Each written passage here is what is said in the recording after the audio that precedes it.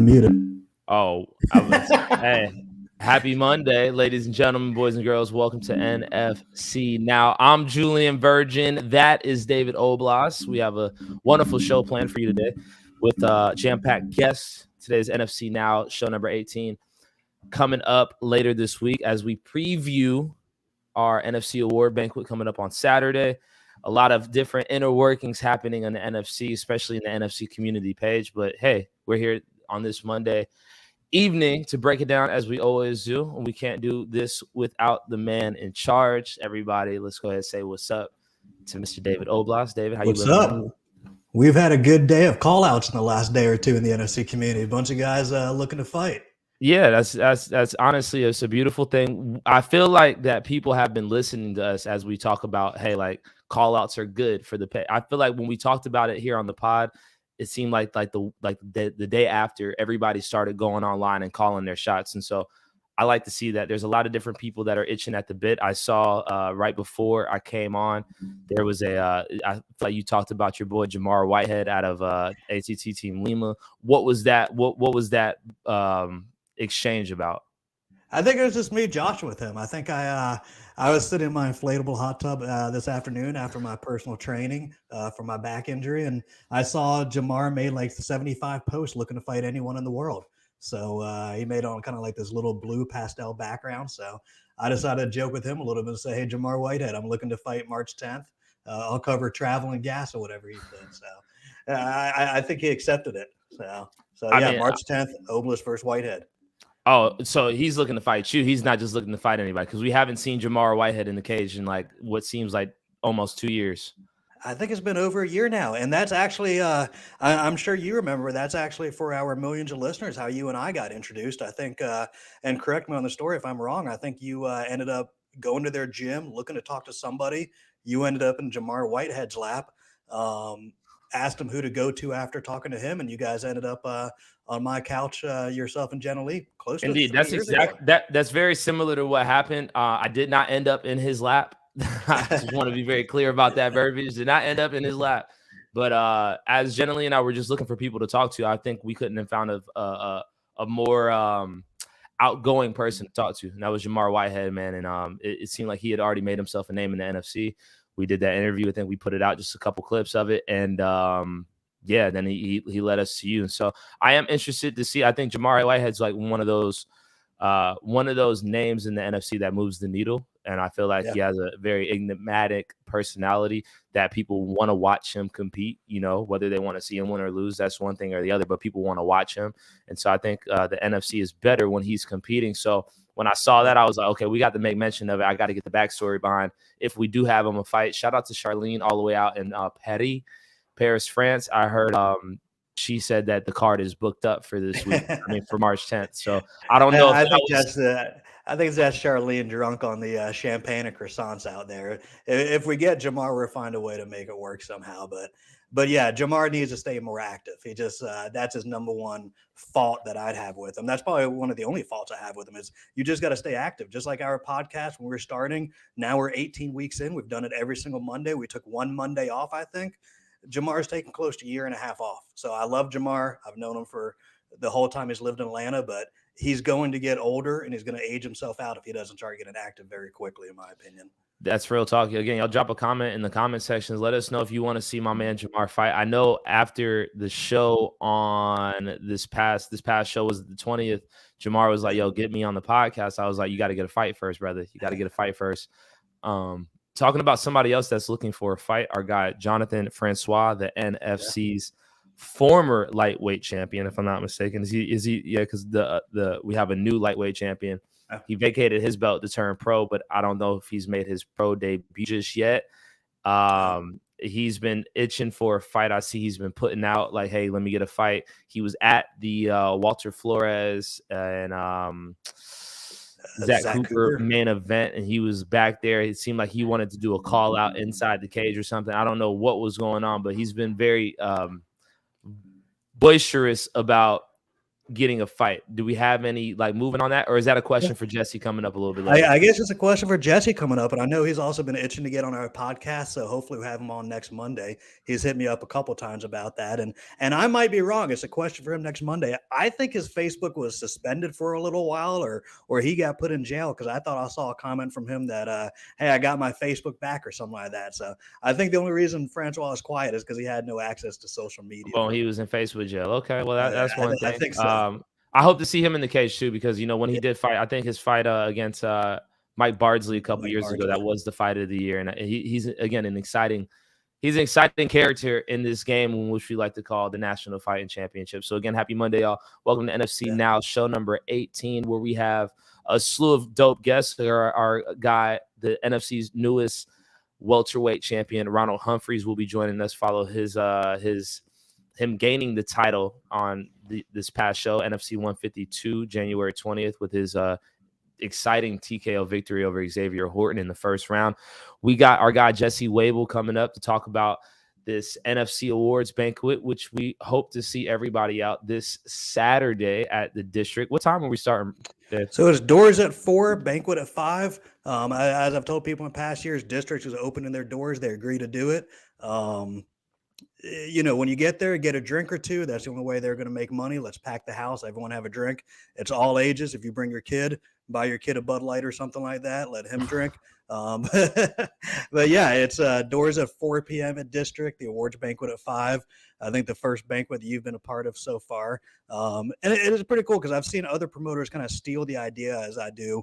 And we started this 12 years ago. And I've seen other promoters put online, like, name your submission of the night, fight of the night. And then they just announce a winner. That's it. They just announce the winner on social media and say Joe Blow won fight of the year or something like that. We go further. We do an entire awards banquet, red carpet, photographer. Generally did the video last year. We have guest speakers. We make the plaques for everybody. So it's something that you can show off of your house, your business, your gym.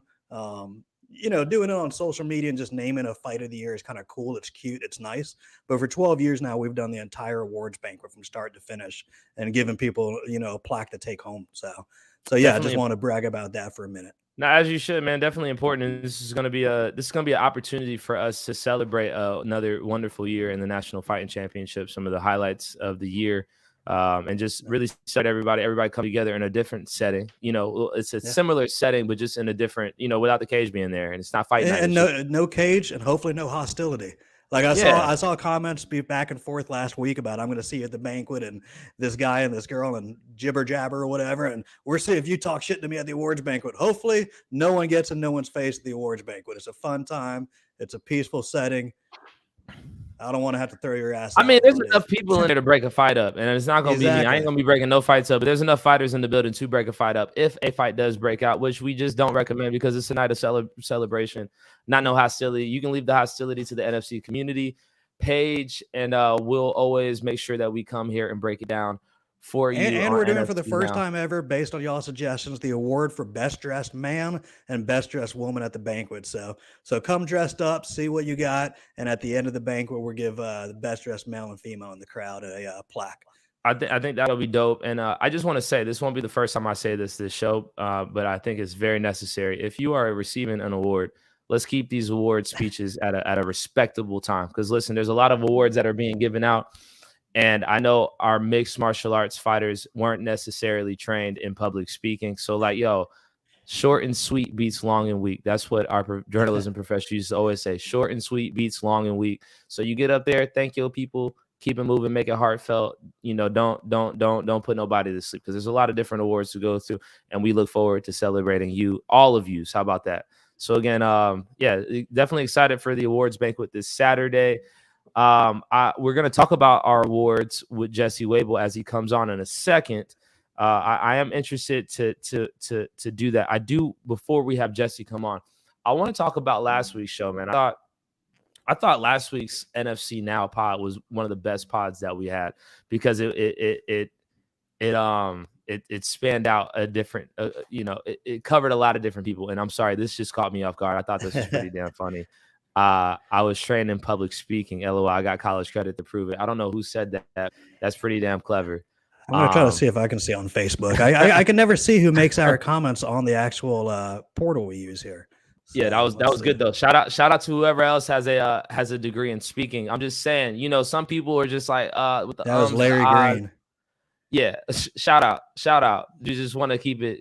Let's just keep it concise, short and sweet, beats long. But as I was saying, last week's pod, I thought it was great because we started out with Reese Watkins. Again, as you said, Reese Watkins is the heel of the NFC, and I think he showed his true colors last week on the show, as he was just, going in on a lot of different people. And then we teased the opportunity for him and Lewis to fight. And it was a different energy. I'll put it out there like that. I thought that was an amazing interview. And it kind of showed, what we're doing here with the pod is just like, giving people an opportunity to speak on certain things that we see spoken on in the community.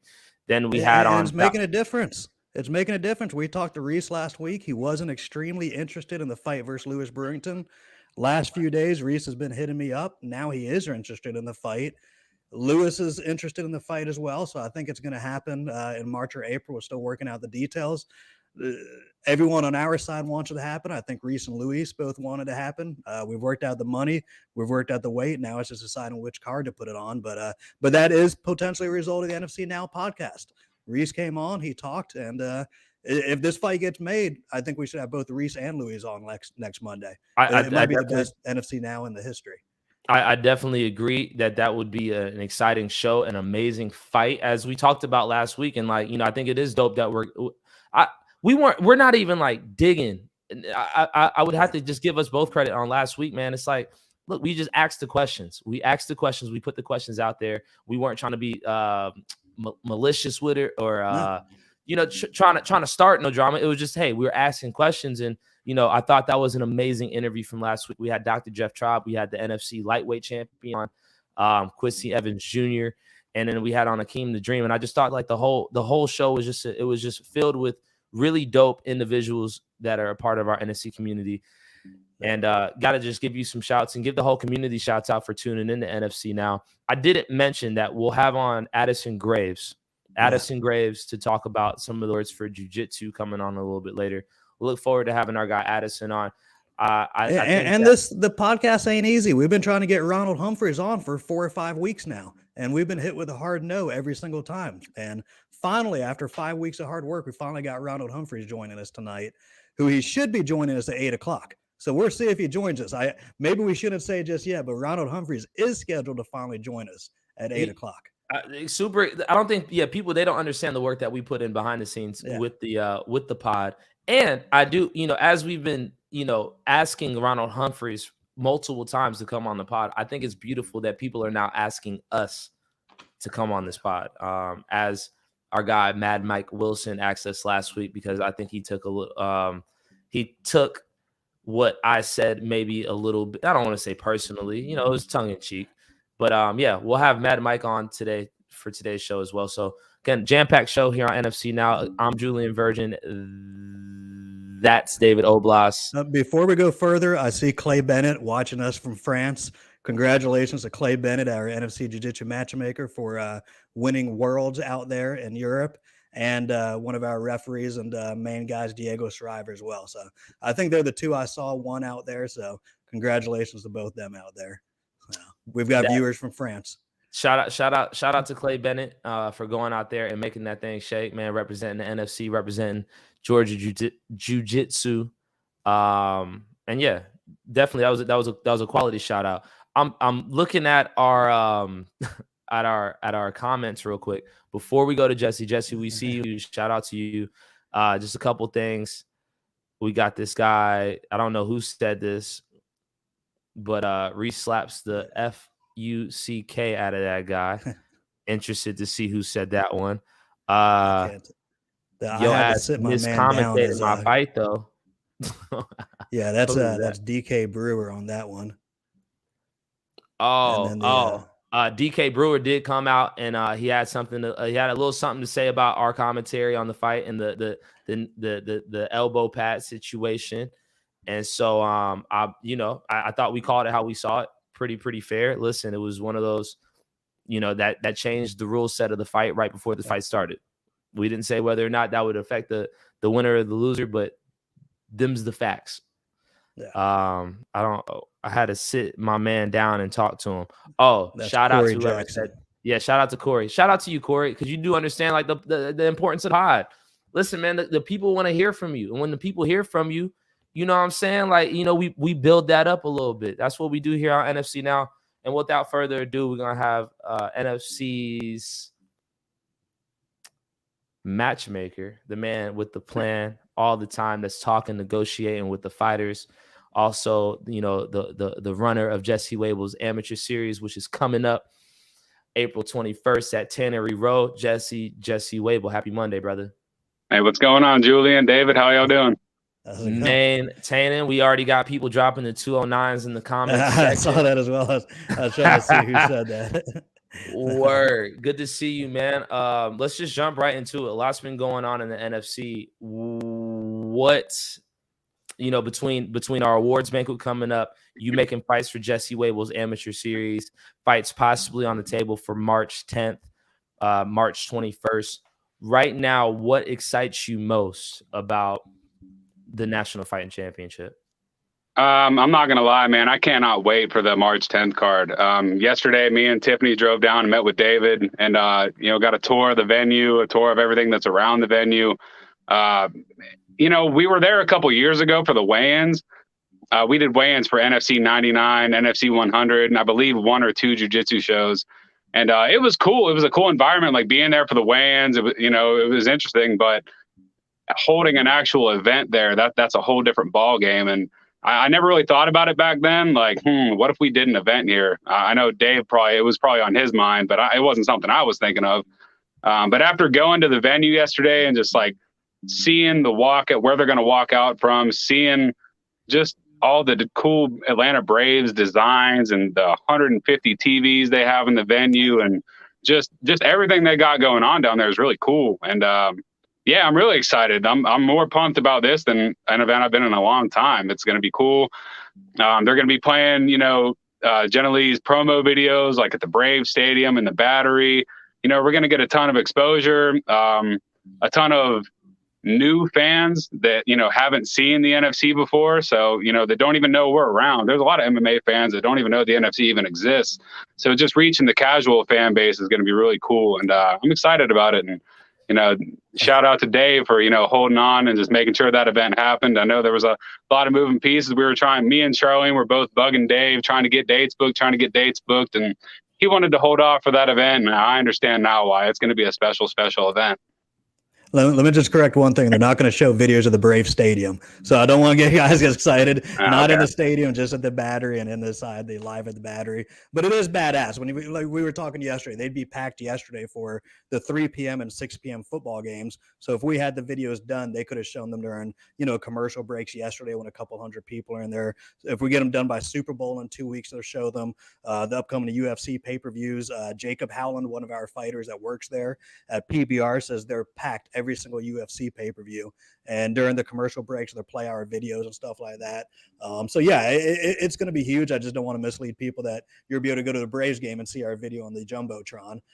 But yeah, in due time, in due time, hopefully.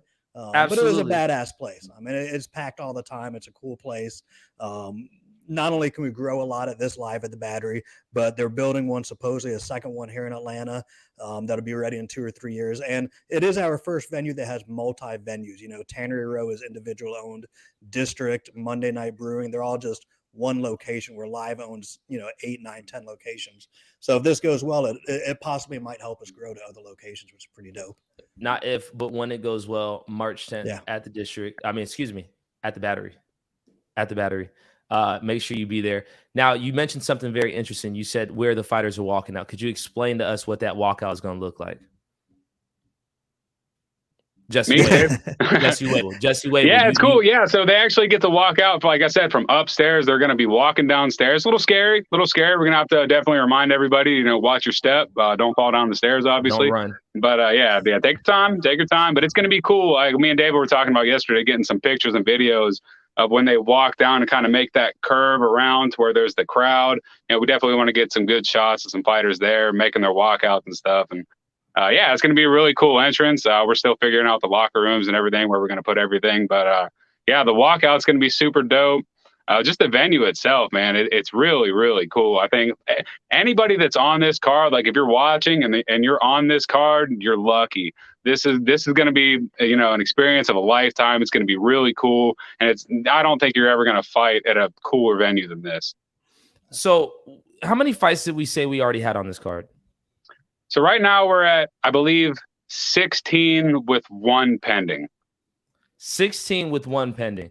I know a lot of people are hitting you up, attempting to get on this card, as we see right here. I don't know who this is, but a lot of people are hitting you up trying to get on this card. What factored into how you were making this card and creating this card, Jesse? Definitely trying to get people that are closer to the venue. But like I said, once Dave announced where the fight was going to be, everybody wanted on the card. It's one of those deals, like when you announce something like that, people that, might not necessarily want to fight on every card are saying, hey, I don't care what it takes. I want to get on this card. I want to get on this card. It filled up quick. Like I said, I'm not going to lie. They got to a point where I don't even think Dave realized how many fights I had on the card. It got to 19 at one point, and he was trying to add another one. And I had to tell him, like, hey, man, have you looked at the sheet the last couple of days? You might want to go check it out, and let's make sure we're still good to go on that. And he kind of delayed me, but it's a good problem to have. Like, we're pretty much booked for March. My amateur series show is, 1, maybe 2 to 3 slots away from being filled. So I'm going to be bugging Dave here in the next couple of days to go ahead and get a next date ready. Indeed. Again, and that was funny thing. Jesse and Charlene were bugging me nonstop for, what is our March date? And I gave live at the Battery an end of November timeline to seal this up. They missed that. I gave them a mid-December, missed it. I gave them late December, missed it.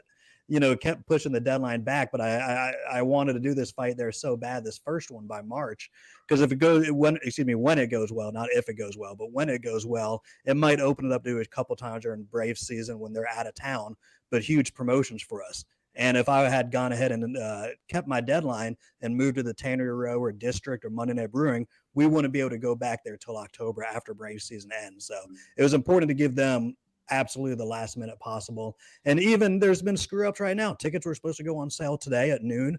Unfortunately, it's not going to be till Friday when tickets go on sale. They just haven't gotten done what they needed to do. It's not on my website. I've got to use their ticketing website. So it's not the biggest deal in the world. It just means we won't go on sale till Friday. But it's not like fight tickets sell out the day of or anything like that. So whether they went on sale today or they go on sale Friday, they're not going to sell out in a day. So everyone would have the same opportunity to buy tickets. But it kind of pisses me off that it takes 4 extra days to get the job done. So, but it'll get done. Look, again, I'm looking at these comments right now. Somebody just said, I'm sure we'll sell out in record time. Buy tickets early. Charlene there. Oh, that is shout out to Charlene, all the way in France. Again, ladies and gentlemen, Jesse Wable joining us here on NFC Now, show number 18. Jesse, you brought up Jesse Wable's amateur series coming to Tannery Row in April 21st. I see you've been making a lot of fights. I think headlined by a pro fight between Justin McCullum and Josh Kozier. Would you be able to tell us about that fight and a couple other fights that you've made to fill out that card? Yeah, so Kozier will be on the card. He won't be the main event. Like I said, we definitely still look to showcase the amateurs for the main event. We're gonna do, tons of promo videos, tons of exposure on the main event. I guess maybe I shouldn't say what I'm trying to work for, but who cares? It's the NFC now. You know what I'm saying? So I'm working on Earl McKinney defending his title against 4-2 Brennan Johnson. He trains under Doug Usher from Independent. As of right now, Brennan accepted the fight. We're waiting on Earl, the champ, to confirm whether he's in or not. But I'm crossing my fingers. Earl, if you're watching this, let's make it happen. But that'd be a good fight. It's a good fight at 135 pounds, or 2 of the best in the state. So I'm hoping that we can make that fight happen. But yeah, Josh Kozier versus Justin McCullum. I'm slowly but surely adding a couple pro fights to each card. Josh and Justin, that's a fun fight. That's a fun fight. Yeah, it is. It's a fun fight. And, I'm not sure. Like I said, it's kind of like a 50-50, toss-em fight. So I really like that fight a lot. We just added Essence Freeman on the card versus a new girl, Olivia Wright, from SBG Buford. That's going to be a fun one. I'm glad to have Essence on the card. She's been bugging me a lot to get on. And, I'm glad that we finally have her on the card. I might even joke around with her and say, you got to sing the national anthem and fight. same And day, make history, and maybe be a ring card girl. I don't know. Let's do 3 for 3, make some history Come happen. on now. Look, I think we gotta focus on the first things first, which is fighting. She has somebody important in front of her. Yeah. Shout out to Olivia Wright. Just a joke, just a joke. Put her like fight 2 or 3. She sings the national anthem. She has time to warm up for a fight. She fights. As long as she comes out scot-free. Maybe if she wins, she can do the ring card girl. We'll see. Yeah. By co-main event, she'll be back in her dress. Addison Freeman, again, another character in the NFC. We love to see it, and can't wait to see her compete. I saw you also just made the Carrington Johnson and Tyler Trump fight. Tell me what went behind that, and is this Muay Thai or is this MMA? So this is going to be advanced amateur MMA. This is Carrington's first fight back since losing his Aries FS title when me and David and Charlene went up to Chattanooga. He was the main event that night, lost the belt. But, man, that kid's exciting. Holds a head kick knockout victory over Nathan Rivera in Muay Thai. I'm not sure if y'all remember that from the Otis Nixon show. But, man, that kid is fast, explosive. And like I said, Tyler Trump, an experienced fighter, used to train with Tyler a little bit. Yeah, he trains at ATT Lima now. And he fights nothing but studs. So, shout out to Tyler. He's fought Quincy Evans, Joe Ham, Jonathan Francois, now Carrington Johnson. This guy, doesn't shy away from a tough fight. So shout out to Tyler Trump. I'm definitely looking forward to that fight. Shout out to Tyler Trump, man. A little birdie told me that you were trying to make the Tyler Trump Ryan Kimbrough fight. Little birdie just whispered in my ear. I was like, that's an interesting matchup. But again, I got to shout out Tyler Trump, because Tyler Trump is game to fight anybody, anytime, anywhere. I see my man Anthony King on the queue talking about he needs a fight. I saw there was a spot open for another 125-pounder in Muay Thai. Were you able to make that? Where were we at with it? Not yet, unfortunately. Trying to match Anthony King out of SBG's 3-1 for an advanced amateur Muay Thai fight. But one fight I did actually book probably 20 minutes before I just came on here is advanced amateur MMA at 145 pounds. We're going to have Giovanni Butler versus Travell Miller. That fight's official. That's going to happen April 21st. So yeah, looking forward to that one. Wow, I think that fight was made through the trash talk here on the NFC community page, and it's not even trash talk. It's polite banter, because at the end of the day, we're all on the same team. We're all a part of this community. Everybody plays different roles within the community, and it just comes down to timing too. So one fight I actually did really want to make for that card was Travell Miller versus TJ Holt. The commission just approved that we can possibly do amateur Muay Thai with amateur MMA gloves on, not Muay Thai gloves. And that was something I was super interested in. And as soon as I heard that we can make that happen, TJ Holt versus Travell Miller was the fight. That's the fight I definitely wanted to make. Muay Thai with, I think amateur MMA gloves are 7-ounce gloves on. But unfortunately, TJ he's fighting in South Carolina for K1, Southeast K1 championship. They do like a little tournament style. He's doing that, and then he's doing IKF in April. So it's not looking like he's going to be available until May. But he is open to the idea. We're going to try to make it happen with the athletic commission and talk to them and see if we can't get it signed. But that's something to look forward to in the near future. And I will say, people have asked me the difference, because lately we've gone experimental and done a couple fights with a gentleman's rule. We did Harrison Aiken versus Cam Graham. Gentleman's rule, they'd only punch. They wouldn't go to the ground. They wouldn't kick, elbow, knee. But it would be judged and refereed as a real MMA fight. This is actually going to be different. That would be judged and refereed as a Muay Thai fight, but wearing the amateur or pro MMA gloves. And it came about when Rich Franklin came to the Georgia Athletic Commission meeting about 2 months ago on behalf of one championship and proposed a number of rules. And I think they denied every rule except for this one. They allowed this rule waiver to go through. So once they approved that, they received a rule waiver from me the next day, asking if they'd approve the same thing for us. And they did approve the same thing for us. So if we end up making this happen, we'd be the first fight in Georgia to ever do, amateur or pro Muay Thai with the MMA gloves, which is pretty cool. And what a better fight to do it with. I think that's the perfect fight to do it with. We've seen that both of those guys, they still need to work on their ground game. But when it comes to kickboxing, both of those guys are dogs, and I would love to see that fight take place. Shout out to TJ Holt. I know he's up for a couple of awards, if I'm not mistaken, at the NFC Awards Banquet. But before we talk about the NFC Awards Banquet, just a couple more things that I found interesting from this past week on the NFC page. A guy, Alan St. Gallis, am I saying his name right? Yes. Claimed that he couldn't get a fight. He fought 2 years ago, maybe 3 years ago, about 4-2. Was trying to get a fight with Lewis Brewington, try to get a fight with Reese Watkins, and there was some type of up and down, back and forth about that. Could you give us any clarity? I think Luis really just wants fun fights and big fights that are going to excite the crowd, fights that get people talking. And I don't think anybody knows who that guy is, minus his post the other day. Luis has been vocal. He's basically said, look, give me somebody from Atlanta that people know, and I'm going to sell that place out and I'm going to knock him out. And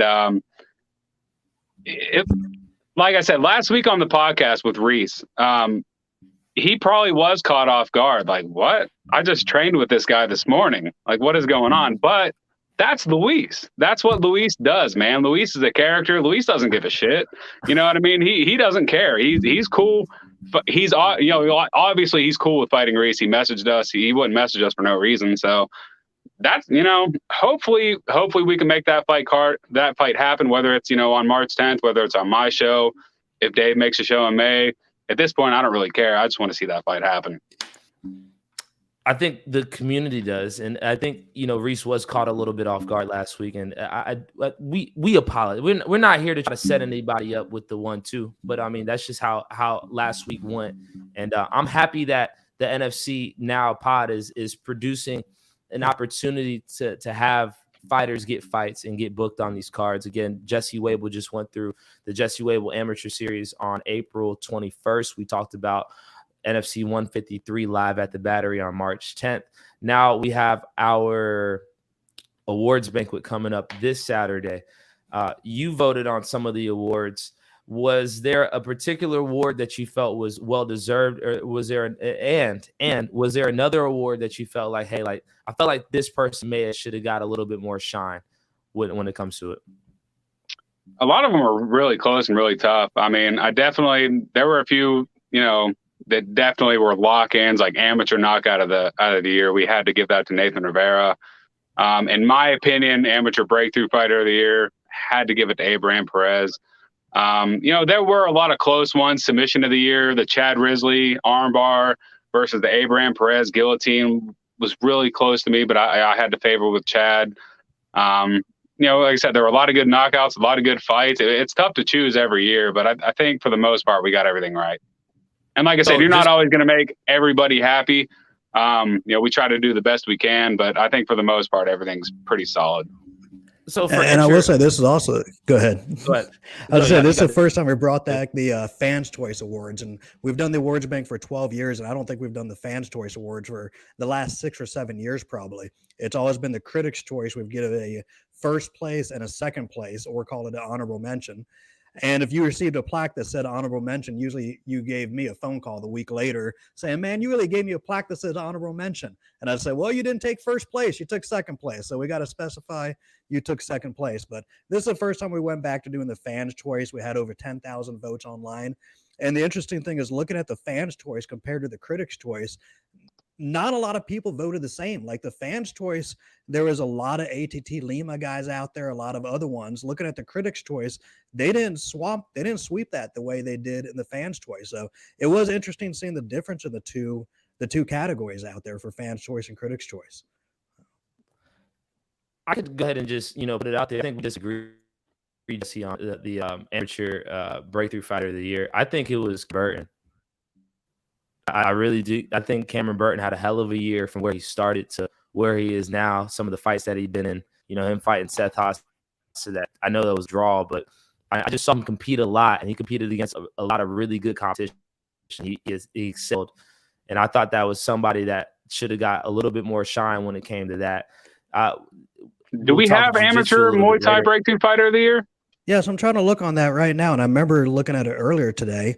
But for some reason now I don't see it on the spreadsheet unless I'm trying to get it up too. And that might be something to make a note for next year. You said amateur Muay Thai breakthrough fighter of the year. I know we have amateur MMA breakthrough fighter of the year. I'm not sure about Muay Thai.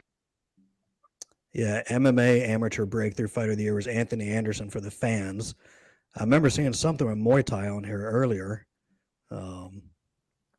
I will say too, I feel like Fagler's Kempo Karate that gym in Augusta should have got a lot more love. And I know we're in Atlanta. We're based in Atlanta. A lot of these fights that we go to, it's ATT Team Atlanta, it's SBG. You got a couple X3s in there. You know, you got a couple different gyms. Shout out to Warrior BJJ. But that gym in Augusta, man, every time they show up with a fighter, the fighter, he shows up, he kicks some ass, and he goes home. And that's definitely something to speak on. That's definitely something to speak on. You know, like ATT Lima, of course, has probably the most fighters. You know, tons of fighters go there. It's really popular.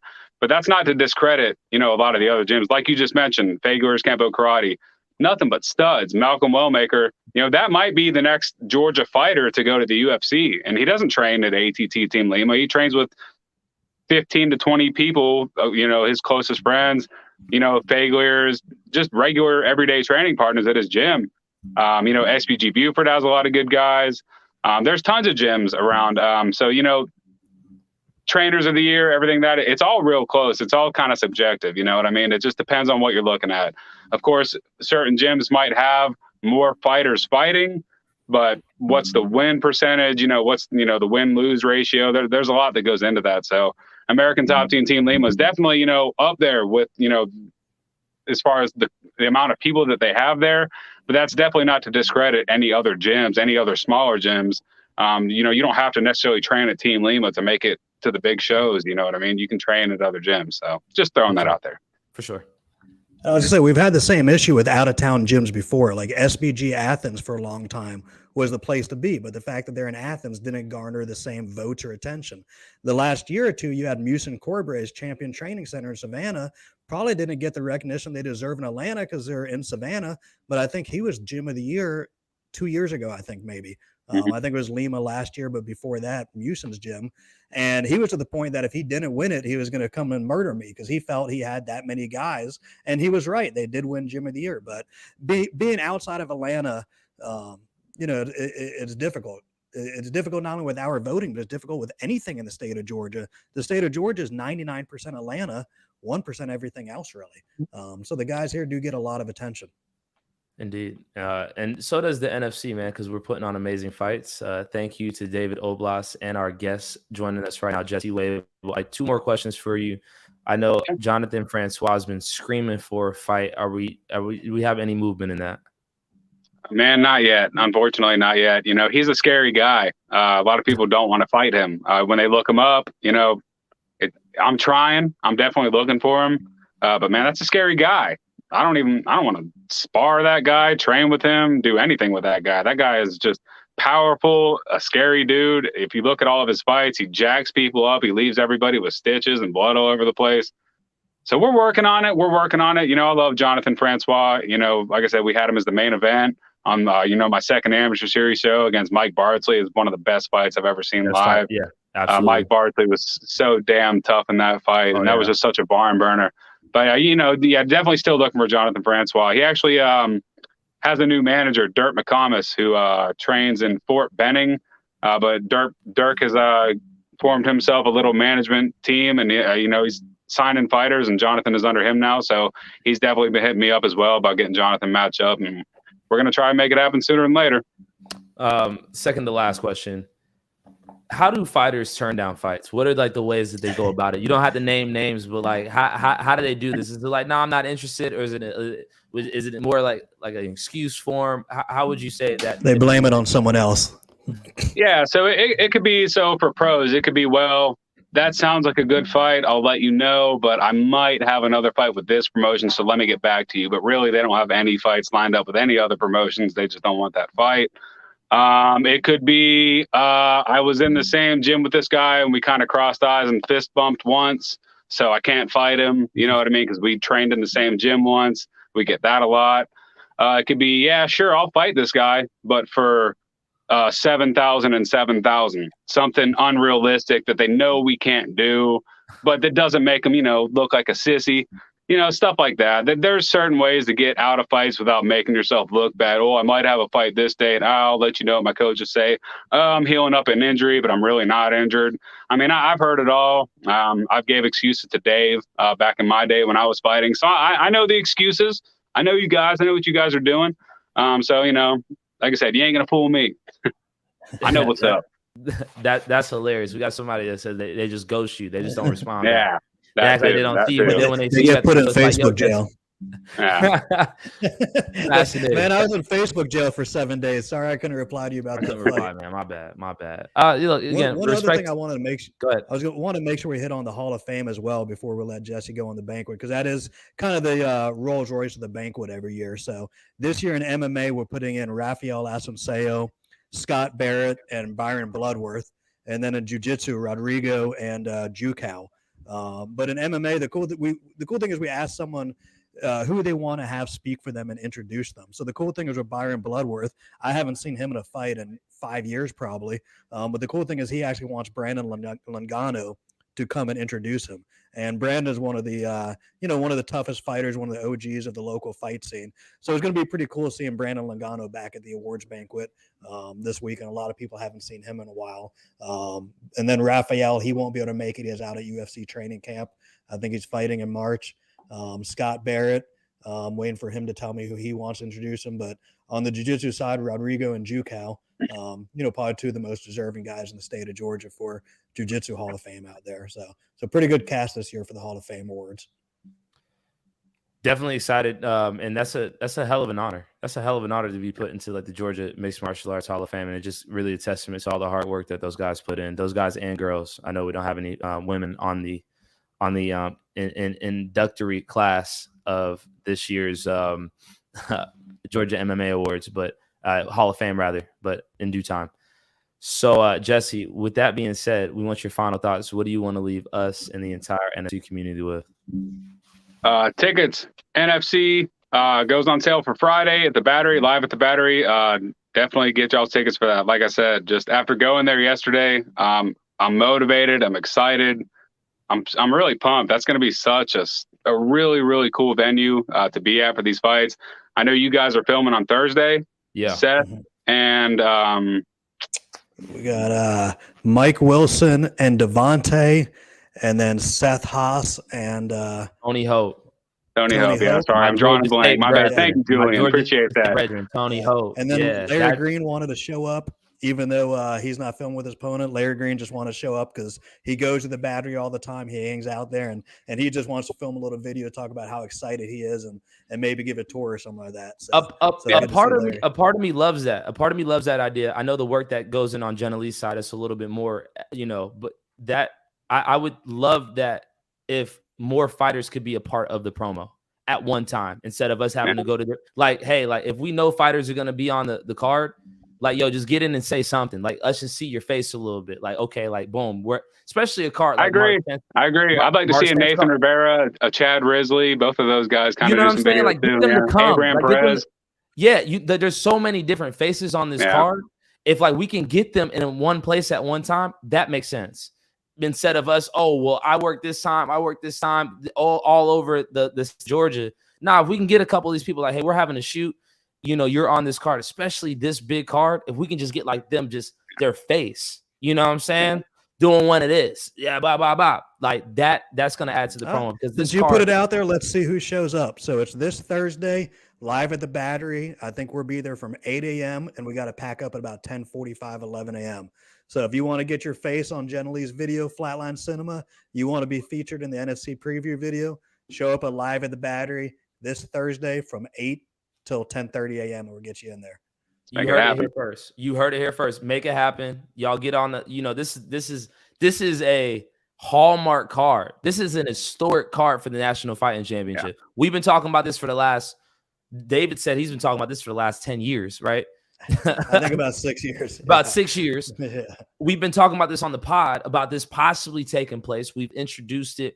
All the fighters went on this card. Like, this is the first time the National Fighting Championship is pulling up to the Battery. You don't want to miss it. Get your tickets, as Jesse said. Get on the promo this Thursday, 8 a.m. to 10:45, live at the Battery. And make sure that we always have Jesse Wable on the NFC podcast so he can answer all the latest questions about what's going on behind the scenes. Jesse, you are our star contributor to the show. Thank you so much for joining us. Tell the family we said hello and good night. Thank you, guys. Have a good one. Indeed. Except for Tiffany. Not Tiffany. Again, ladies and I had gentlemen, to meet with Tiffany for 3 hours yesterday. I still don't know what she does all day with her time.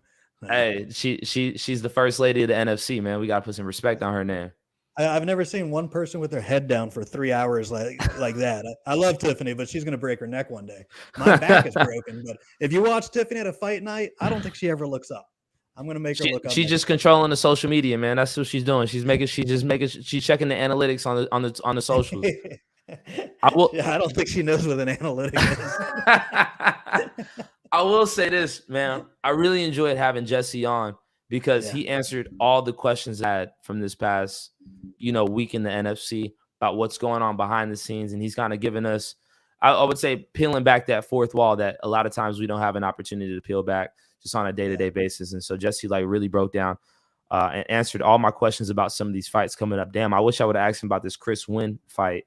It's funny. I was going to mention that because I was looking at the spreadsheet there, fighting an undefeated 3-0 guy. I just noticed a minute ago. But the funny thing is, I mentioned this Charlene and Jesse. We're in Facebook messages all day long. Like, we're messaging each other from 8 a.m. till when Jesse goes to bed at 9 o'clock because he works at 5 a.m. or whatever. But we don't really see each other that often except for fight nights, and we're so hectic we can't really do much then. Sorry, I just got a message from Reese Watkins. So I told them we need to start meeting more often because Jesse doesn't work on Fridays most of the time. So we planned on meeting this Sunday at the Battery. I wanted to show them both around, most of all Jesse and Tiffany. Charlene's in France, so she couldn't join, but it was cool to spend a couple hours there and kind of get Jesse and Tiffany hyped about what the whole Battery area is. Kind of started at the south end by the Asian restaurant, went to Wahlburgers, walked up to the Battery, took a left, went to the Roxy and looped around and showed them everything. Spent about an hour and a half at the venue, went and got pizza and hung out there, and then got Tiffany some candy at the sweet shop because she loves candy. But it's cool to finally show them around there and show them what I've been so excited about, not only for the last couple of months, but for the last 6 years, really, and let them take a look at the venue. I had planned on a dressing room over here and a dressing room over here. And I think we reversed that yesterday. They showed me where I was wrong, and it would benefit us if we did the two dressing rooms in different areas. So it's always good to get different eyeballs on different things. And, I ain't right all the time. Absolutely. So you need a team. You need a cabinet. Yeah. Jesse's a part of the cabinet. You're the president, El Presidente, but you got your senior advisors. Shout out to Jesse Wable and Tiffany. Again, Jesse was just really able to just break down, and you can hear Jesse's excitement about March 10th card after walking through. I see. Shout out to everybody that's watching NFC Now show number 18. I'm Julian Virgin. That's David Oblas. We got people in the comments. I was about to highlight that one. Yeah, what happened going over all the awards? I can't even lie. My computer's kind of moving slow as I'm looking at some of these awards. I will say this. I'm looking at our Critics' Choice Awards right now. Critics' Choice Best Walkout, TJ Holt. I agree. MMA's Toughest Fighter. I didn't agree with the Fans' Choice. The Fans' Choice was Xavier Horton. Unless I'm mistaken, I love Xavier, but I don't remember him having an extremely great walkout that I can remember, at least. So. See, I can't really get behind stuff like that. Yeah. You know what I'm saying? Let's just be honest, y'all. Fans' Choice Best Walkout, Xavier Horton, that. Damn, that's fake news. I don't remember much. That's fake news. I can't co-sign that. You know what I'm saying? So I don't want to have to go in on the fans, but come on, man. Let's be real now. So Chad TJ Holt had the best walkout. And if we trying to what? I was gonna say Chad Risley is the one that just asked, and he won the Critics' Choice for Amateur Submission of the Year. His submission over Brian Armstrong. Let's see. Amateur female, and he won the Fans' Choice for Submission of the Year. I think Chad was one of the only people that won both the Fans' Choice and the Critics' Choice for both. So he did that there. Shout out to him. That's fair. That's fair. I'm not mad at that. I know we were kind of having a discussion about it on the pod following his victory over Brian Armstrong. I think Mariah Samsel won a couple awards, which it looks like Mariah won 2 words, which is actually 2 more words that she's ever said in her life. So she's only said 1 word in her life, but she's getting 2 awards. So congratulations to Mariah winning. Once Mariah gets a fight, she's definitely going to be on the pod to give us a little bit longer of a couple sentences. But we would love to hear from Mariah Samsel. I'm looking at the Critics' Choice because sometimes I don't want to bash the Fans' Choice, but sometimes it's like. It's a popularity contest. let's just be real. You know what I'm saying? Like, we were all in high school at one point in time. There's popular kids, but then like, you know, there's there's I think other some of our things. fighters didn't make it through high school, Julian. So Well, not everyone was in high school. these are facts. These are facts. I would say yeah, amateur Muay Thai knockout of the year, Keith Tremage over Albert Liu. That was a beautiful knockout. Pro kickboxing fight of the year, Osei versus Larry Green. I think that was a better fight because of the story behind the fight, not the fight itself. That it got made the day before. It got made the day before. Amanda Maciocci swept up quite a few awards. She deserved it. She got amateur female fighter of the year, which she was in the amateur female for most of the year. And then she also uniquely got pro knockout of the year. So I don't think I've ever seen that happen. Someone win an amateur award and a pro award in the same year. Because Amanda Maciocci ran it up this year. And like, one thing about Amanda Maciocci, she competed a lot this year in the NFC and in different organizations. And so you have to respect that. We talked about some people earlier in the show that are not competing. And it's like, look, just activity makes a big difference. Activity makes a big difference. And her pro fight, we've said before, if you live in Georgia, but you win a fight outside of Georgia, we still allow you to be nominated because you're a Georgia fighter. So her pro knockout of the year was when she fought for LFA on TV. So it's pretty cool there that had nothing to do with the NFC at all, but it was, you know, when she fought for LFA knockout of the year. Gotta respect it. I'm looking at our male kickboxer of the year, Cameron Burton.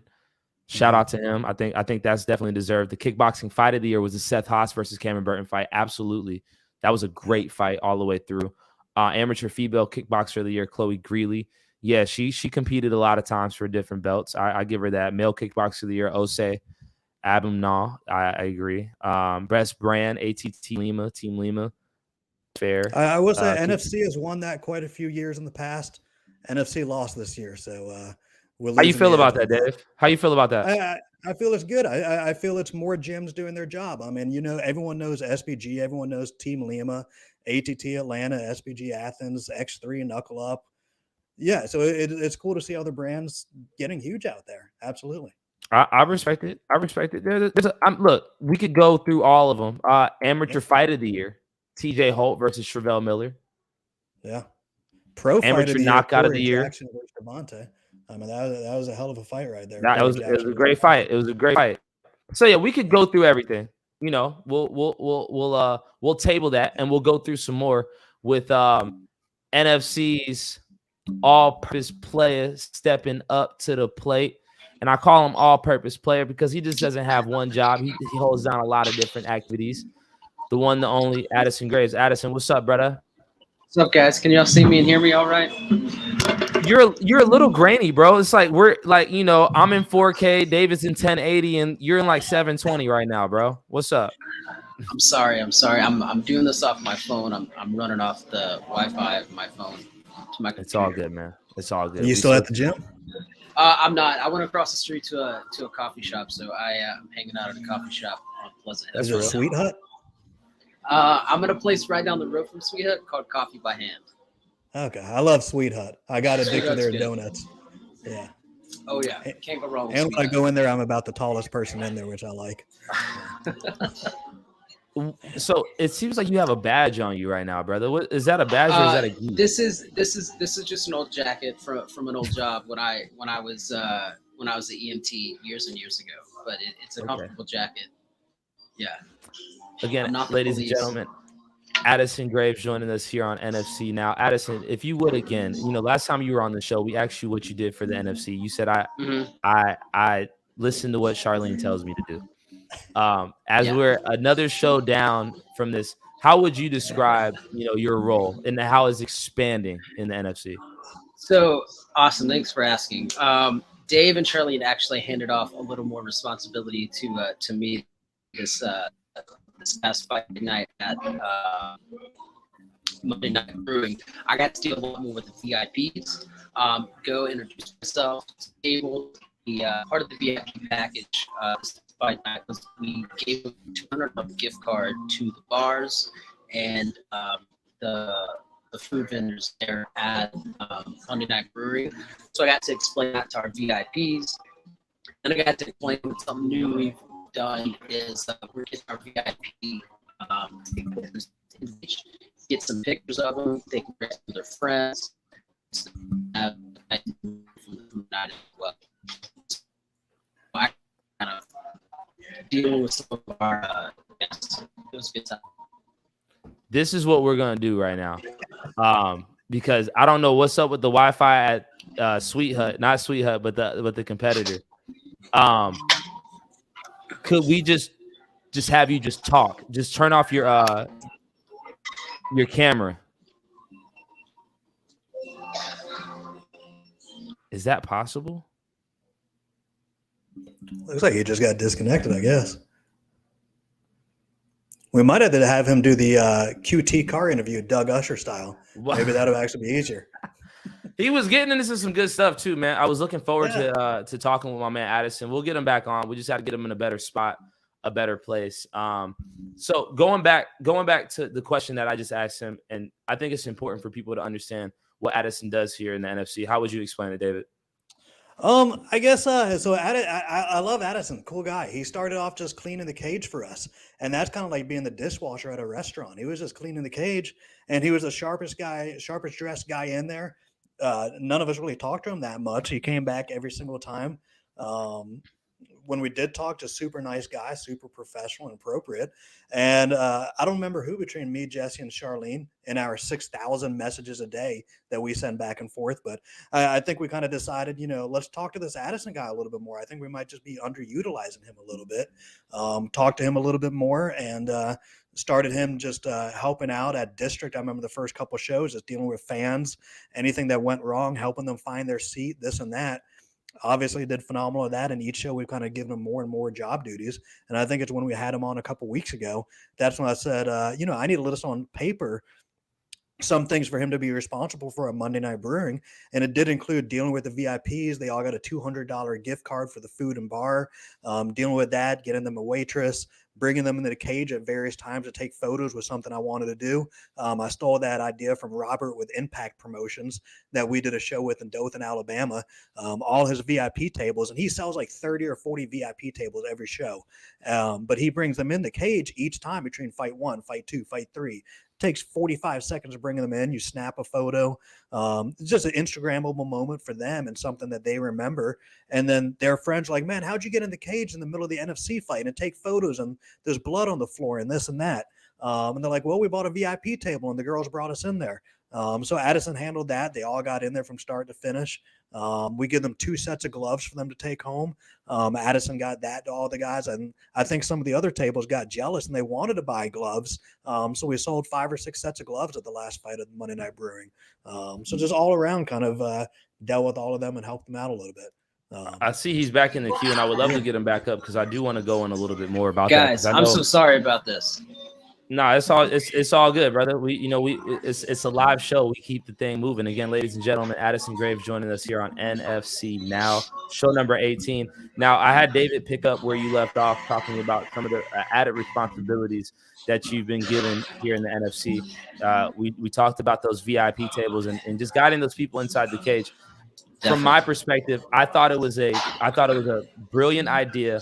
I thought that our audience was kind of looking like, okay, like why are they getting that opportunity to do that rather than us? But I think that should be explained a little further. What do you think about that, and just that experience and what you saw from those people that were in the VIP table?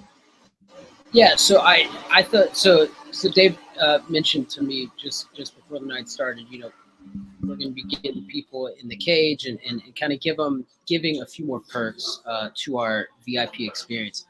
Everybody I talked to absolutely loved it. They loved the idea of getting in the cage, getting to see the crowd from the fighter's perspective, getting to kind of see what the fighters see in a way.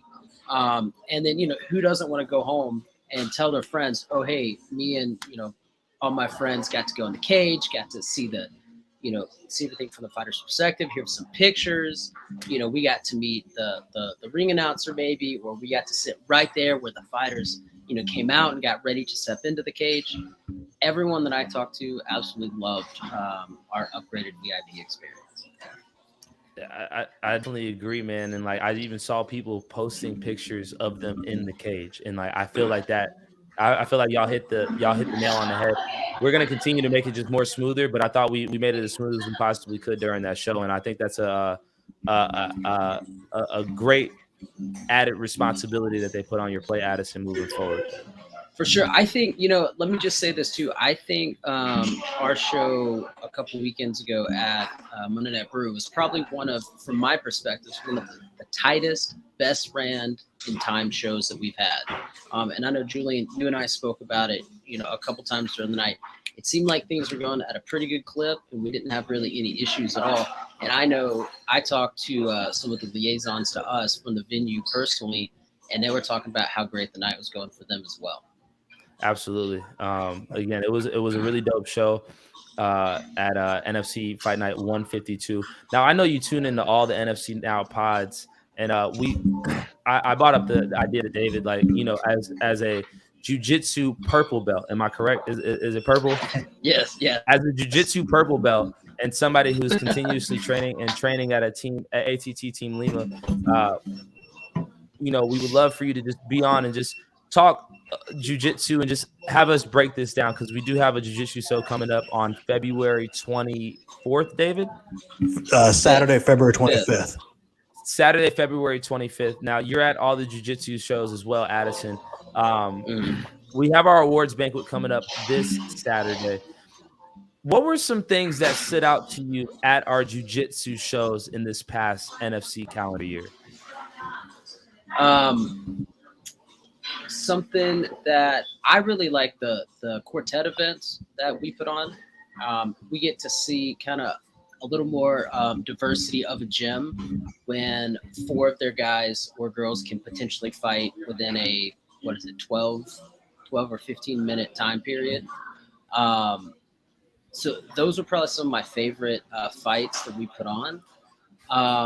Something else I noticed is although the jiu-jitsu nights might be a little smaller, we might not have as big of a crowd, I think the intensity is just as high at our jiu-jitsu events, because I think there's a slightly more niche dedicated crowd. I mean, people get riled up watching their friends roll around, fight, do jiu-jitsu, do some flashy stuff.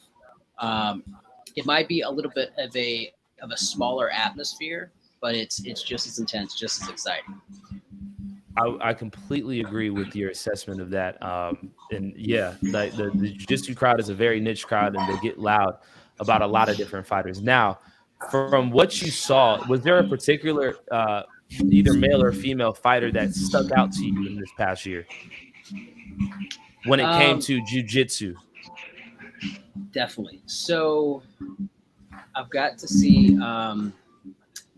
what's his name? Elijah Pizarro. He fought, and he had a lot of people show out for him at the last jiu-jitsu event we had at the district, I believe. And I don't know if anybody knows, but Elijah also competes on the world stage as well. He's in Europe right now, I believe, competing. And so it's cool to see, kind of like an Atlanta native compete in person in a local organization like the NFC, but also see this person compete, in IBJJF, Euros Worlds, I think is going on right now. Yeah, I think he took 3rd place out there. I think I saw. Yeah, and his gym, it was Monsuta, but I think they're rebranding. They're moving to another location, and they should be opening up in the next couple of weeks, I believe. Indeed. He definitely stood out. I was telling David earlier today that a person that stood out that I feel I didn't get enough attention in the awards banquet categories was Walnan Constantino. And I say that because it seemed like Walnan, and I talk about this all the time here on the pod about characters in the NFC, and like whether you're a good guy, you're a bad guy, you're a bad girl, you're a good girl, it's like you're gonna get people to come out and watch. And I felt like Walnan was somebody who had a level of intensity and a level of fire that he brought into the mats that was unmatched, that was unlike any other person that I remember in the jiu-jitsu team. Your thoughts? So I had never heard of Walnan until he competed twice this year, I Yeah. Is that correct, Dave? Yeah. I never heard about Yeah, him. he beat the Alliance guy, Ian. He beat Ian McPherson, and then he fought for the title against Josh Bolin and lost versus Josh. So, yeah, And you said he ripped up his check, right? He did rip up his check, and he left his black belt at the venue. So his black belt is still in my living room. I'm not bringing it to him. When he's ready, he can go get it for me. But yes, I've got his black belt and his check. That's what I'm like. Who else is doing that? Like, that's what I wish everyone would do that. Yeah. I wish everyone would rip up their checks. I'm just saying, it's like, yo, like stuff like that stands out to me. You know, like the passion that he brought to the NFC mats, and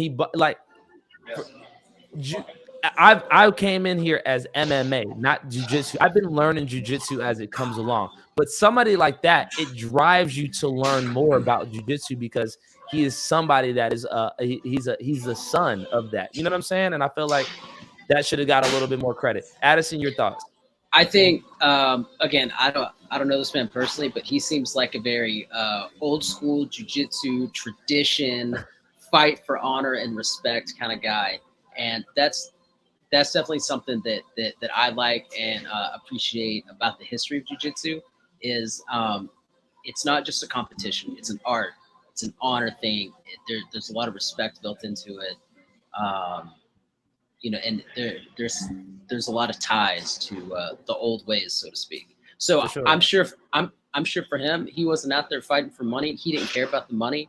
He wanted the glory. He wanted the victory. He wanted, you know, he wanted the respect, the honor that he worked so hard for that black belt. He wanted to show out, you know, for his coach, his sensei, whatever. And I'm sure that David wouldn't have an issue having him on another card, on another jiu-jitsu card moving forward. Now, he was an intense fighter.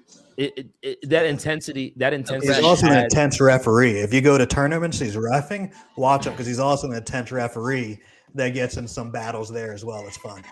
We should, again, that intensity is. I would assume that intensity is good for ticket sales. That's. I mean, this is the show business, right?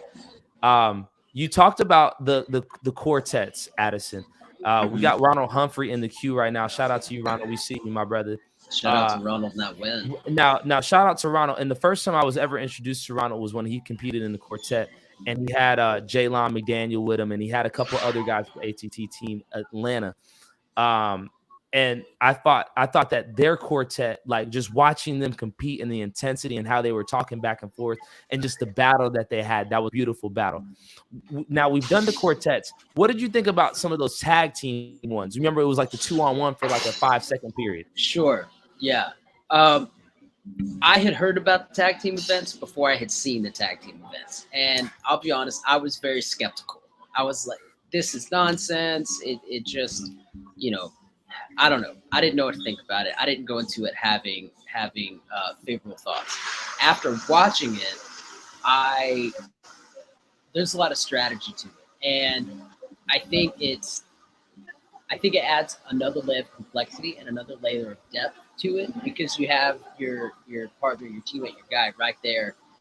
And if you can, you know, kind of work in conjunction with him, time stuff well, you can kind of really strategize that aspect of it, and really make it literally a 2-on-1 fight, at least for a short amount of time.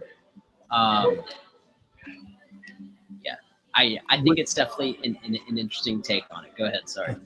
And the cool thing is on the next show, February 25th, looking at it, I think we've got 4 team quartets for purple belt and below. And then for females, looks like we have 3 female blue belt teams. So teams are definitely going to be the mainstay on the next card. Jiu-jitsu is all about teams to me. It's about supporting your team and your gym and whatnot, and that camaraderie. So February 25th, I think we have 6 or 7 combined teams. Is it team? Is it the quartet or is it the tag team? The quartets. Because the quartet. Sometimes the quartets can run a little long too. Sometimes you can have a couple different stalemates. I would suggest, as we're talking about it, I would suggest us continuing to introduce those tag teams, because again, the more that you see it, the more, as Addison said, the strategy comes into it. And the more that people are able to see the strategy, they're able to come up with new strategies on how they want to do that. So I would just make my suggestion, put it out there, take my 2 cents, you take it with a grain of salt. but that's what I gotta say. It would be very interesting to sit and kind of strategize with if 3 weeks out, a month out, that hey, I'm going to be on the next NFC show, me and my buddy Blake, whoever's going to do it. It would be interesting to sit there and kind of strategize with your partner how you're going to go into this match and watch the evolution of the strategy change. Definitely. As we continue to introduce it on future shows, as I feel like we should continue to introduce jiu-jitsu on our regular MMA shows, and then have me explain like before or after, like, hey, NFC jiu-jitsu is coming up on this date, to kind of tie it all in. Like, if you want more of that, we have it here on demand. Definitely. So that's just something that it's a couple of topics that we want to talk to you. Now, I have one final question for you, David. Please feel free to jump in. Addison, can we look forward to watching you compete on a jiu-jitsu card moving forward? Well, the last podcast I was on, I agreed to do the one on the 25th. I submitted all my information to David. At this point, I'm just waiting to hear back. Yeah. So it's just Clay's in France right now. Our matchmaker Clay Bennett's in France right now. So we've been, hobbled for 5 or 6 days as he's over there. I think once he comes back, I think he's coming back tomorrow, I believe. So we'll give him a day or two, and we should have you matched up. And it shouldn't be extremely difficult to match up a fresh purple belt. I imagine you're 145, 155. So it won't be a problem. Yeah, if no one else says yes, I'll jump in there. So you're going to fight someone on February 25th. No, I want that smoke. I want that Addison Graves smoke. And my last question, when we keep talking about the quartets, one of the award winner is Phelan Cherrier. And I always mispronounce her last name, but she won, I think, based off what she did in the NFC quartet. She won both the fans' choice and critics' choice for Brown Belt of the Year. She was in the quartet. I think her team was down, and I think she went and subbed 1 or 2 girls. As the lightest girl, only weighing like 102 or 105. And she was kind of what made her quartet win that. I don't know if you remember that event or not. I don't remember it. Where did she fight out of? Do you know? She's a team Atos under Atos, Bruno. Yeah. Okay. Yeah, so is that district? He's got a ton of good killers. Yeah. And her partner, I think she's got 2 or 3 awards. Her partner, Alex Enriquez, got 2 or 3 awards. So I think between the two of them, they're winning 5 awards this Saturday. And I think if you were at Fight to Win, I don't know if you stuck around to the main event to watch Alex compete in the main event or not. So she won the toughest fighter of the year, right? Alex Enriquez. Yeah. I don't. Did you watch her I don't know Saturday that I've ever. This past Saturday? Yeah, so she was the main event at Fight to Win this past Saturday. Oh, yes. Yeah, I was there supporting a couple guys.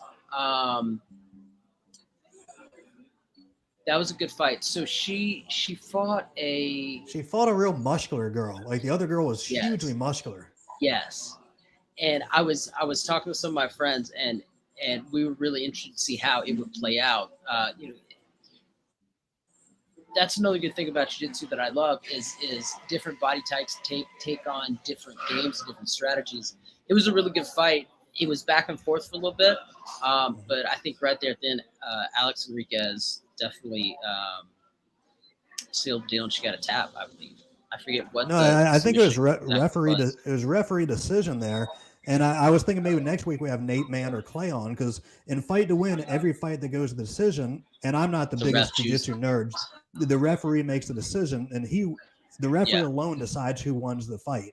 And the main event was the only one I saw him go outside the mat to the other 2 referees and consult with them before awarding the title bout to Alex. So it was interesting seeing that. I don't know if they always change it up like that just for the title fight or the main event, but that was the only fight that I saw the referee go ask other people's opinions before he made the final decision. So it was interesting to see that. I didn't know how that played out in the venue. Yeah, it was my first Fight to Win. It was a really great show. There was probably 20 fights on the card. Yeah. And it was cool, much like watching the NFC events. It was cool to kind of see Atlanta and some surrounding area fighters really highlighted. It was a good fight overall. for sure. It's been nice. Indeed, we look forward to some good fights coming up at NFC Jiu-Jitsu on Saturday, February 25th. Look forward to having Addison Graves compete and also just continue to facilitate our VIP services that the NFC offers. And come on the pod to talk some more Jiu-Jitsu. Ladies and gentlemen, that's Addison Graves. Addison, thank you for joining us, brother. Thanks, guys. Have a great night. Peace. Am I going to add in my when I send guys emails, it's going to say quiet place, well lit. I've got in there no gas stations. I might have to add in there no more coffee shops. No coffee shops. No coffee shops. Is Addison not your favorite employee anymore? Did he just go? No, that's my dog.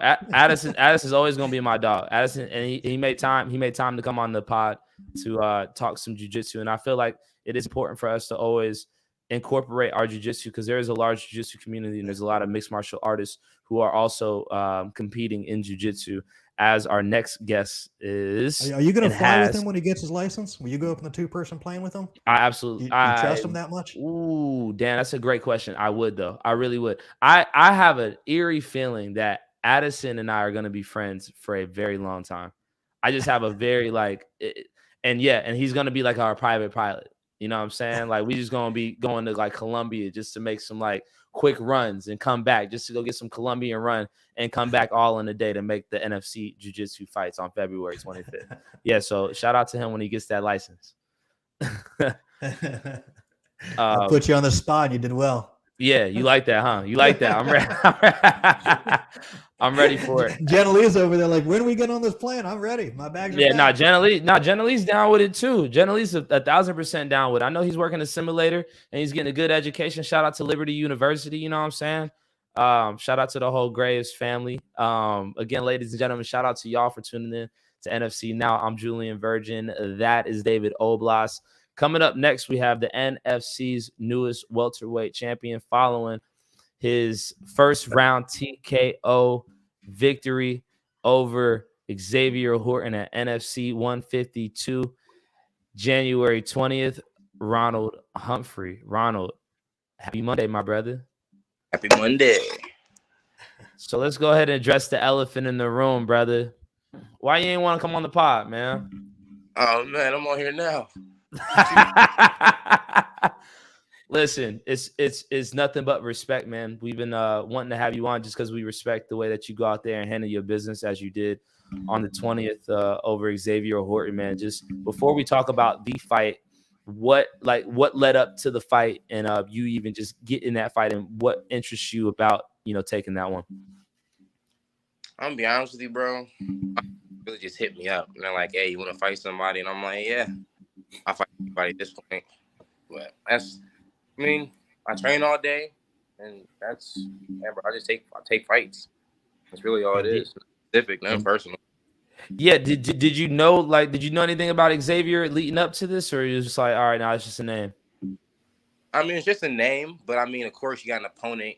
You're gonna try to look them up on YouTube, see what they're about a little bit. And with him, there's not a lot of videos, so just a name.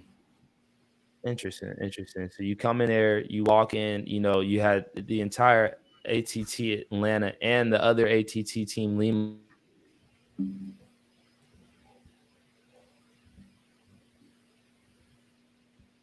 Oh, did he cut off?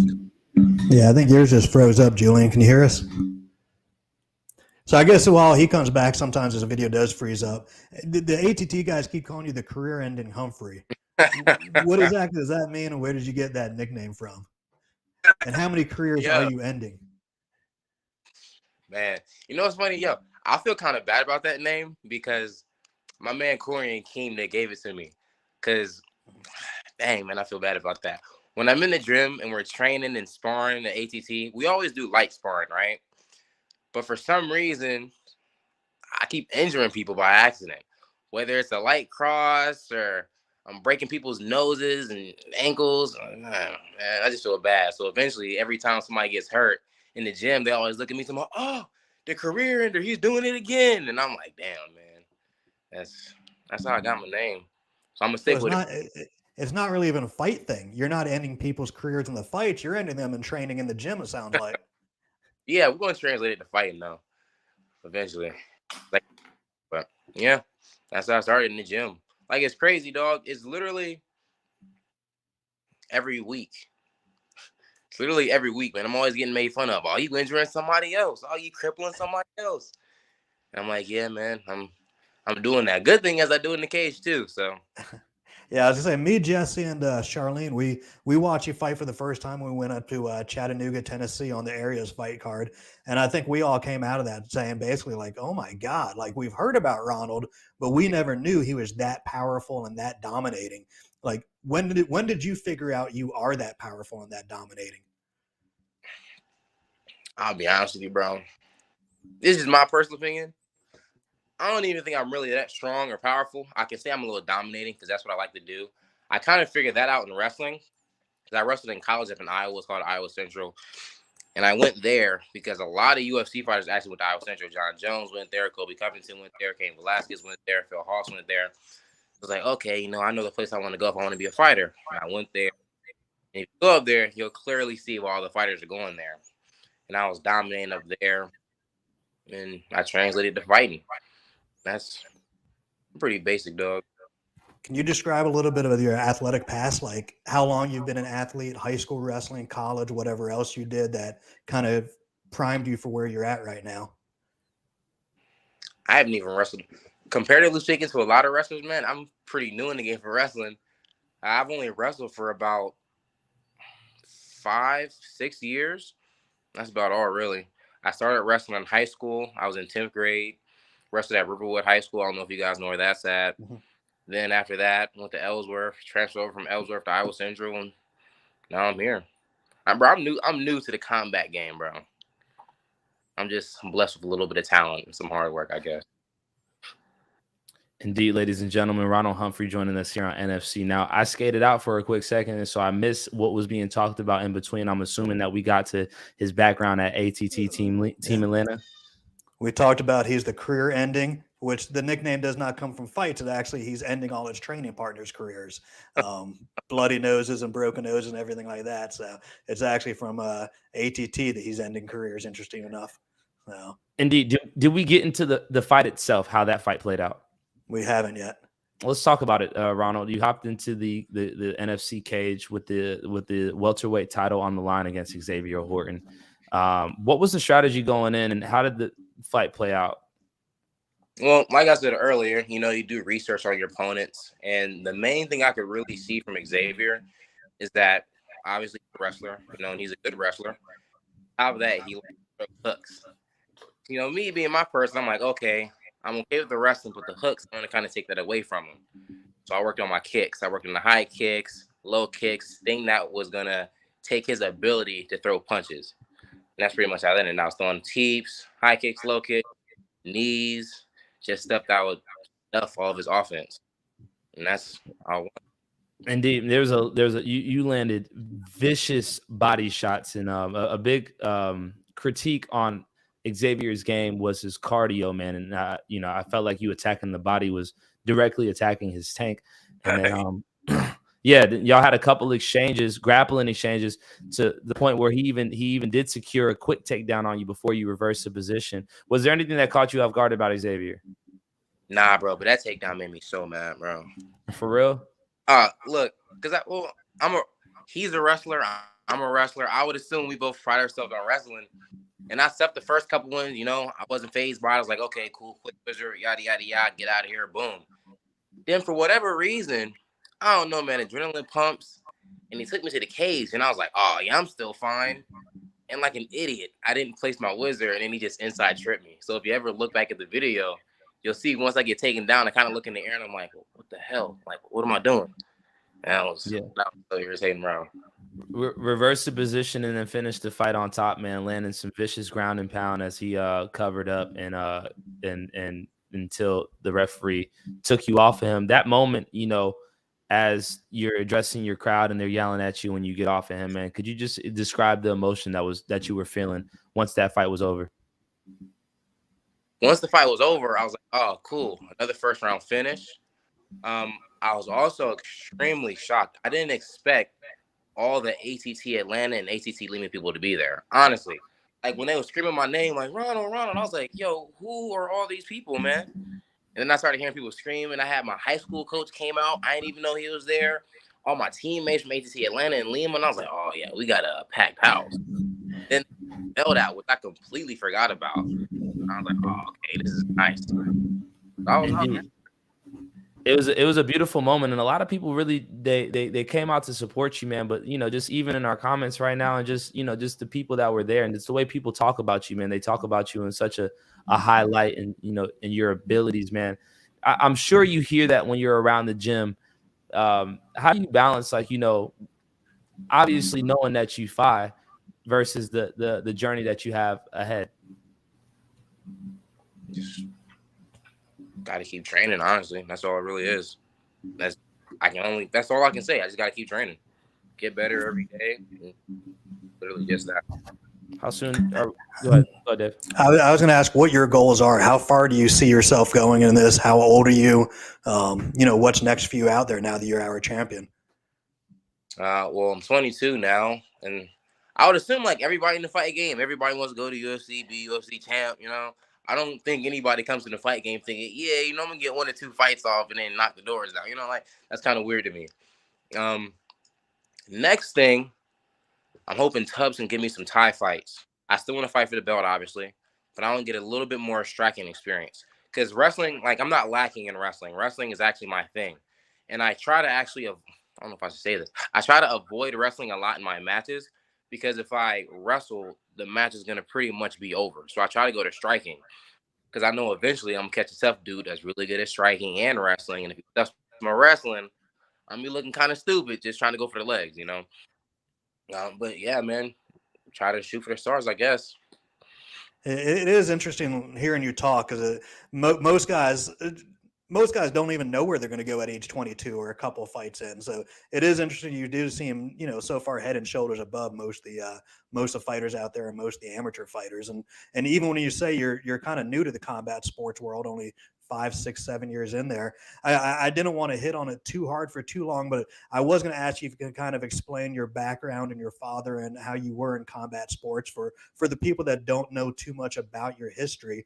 I did want to ask you to say a little bit about there and tell them who you are and you know, how you got your start in this. Well, yeah. So for anybody that doesn't know, my dad is a Bongo Humphrey. He used to fight in Strike Force back in like what 2010, 2000, early 2000s. He actually is the reason I wrestled because I didn't want to wrestle at first, you know, because you look at wrestling, you're like, man, these dudes are in tight singlets. What? I don't want to do this. That's weird. And my dad was like, oh, you think it's weird, huh? And I was like, yeah. I was like, all right, cool. And he forced me to be in wrestling. My first day I went out, I was like, oh, this is weird, man. These dudes are hugging up on each other, sweating. I was like, I don't like this. He's like, no, just go out there. You'll have fun. You'll start beating people up real easy. And I'm like, oh, okay, cool. Man, I got my ass whooped, dog. Bro, I got like demolished. And by a dude that was maybe, I'll never forget it. I think he was a varsity guy, 145. Back in high school, I'm 170 still. So imagine getting your butt whooped by a dude that's 30 pounds lighter than you. He's quick as shit. You can't touch him. You're moving, scrambling around. It was ridiculous. And so I basically got into it because, and my dad was a jiu-jitsu world champion for brown belt. You know, I'm always growing up wrestling with him, struggling, you know. You're a little kid. You're like, oh, yeah, I'm going to beat my dad, all this. I'm going 100%. He's holding me down with a finger. Oh, man, did we just lose him? Man. There you go. Okay, you're back. We lost you for a second. Oh, you're back. So I've pretty much grown up with it, man. Just play fine with my dad around the house, washing the dishes or something like that. He just randomly decides to suplex me. I got to quickly catch myself, you know, but that's my dad, bro. Nothing amazing, nothing luxurious. Just that's my dad. How many years ago did he pass and how old were you? It was 2023. He passed away in 2018. And I think I know for sure. I was my senior year in high school. So I was about maybe 17 or 18. No, I was 18 because it was in December. Yeah. Did you guys know at that point in time you were going to be on the path that you are now, being an amateur fighter, an amateur champion, and slowly moving into your pro career?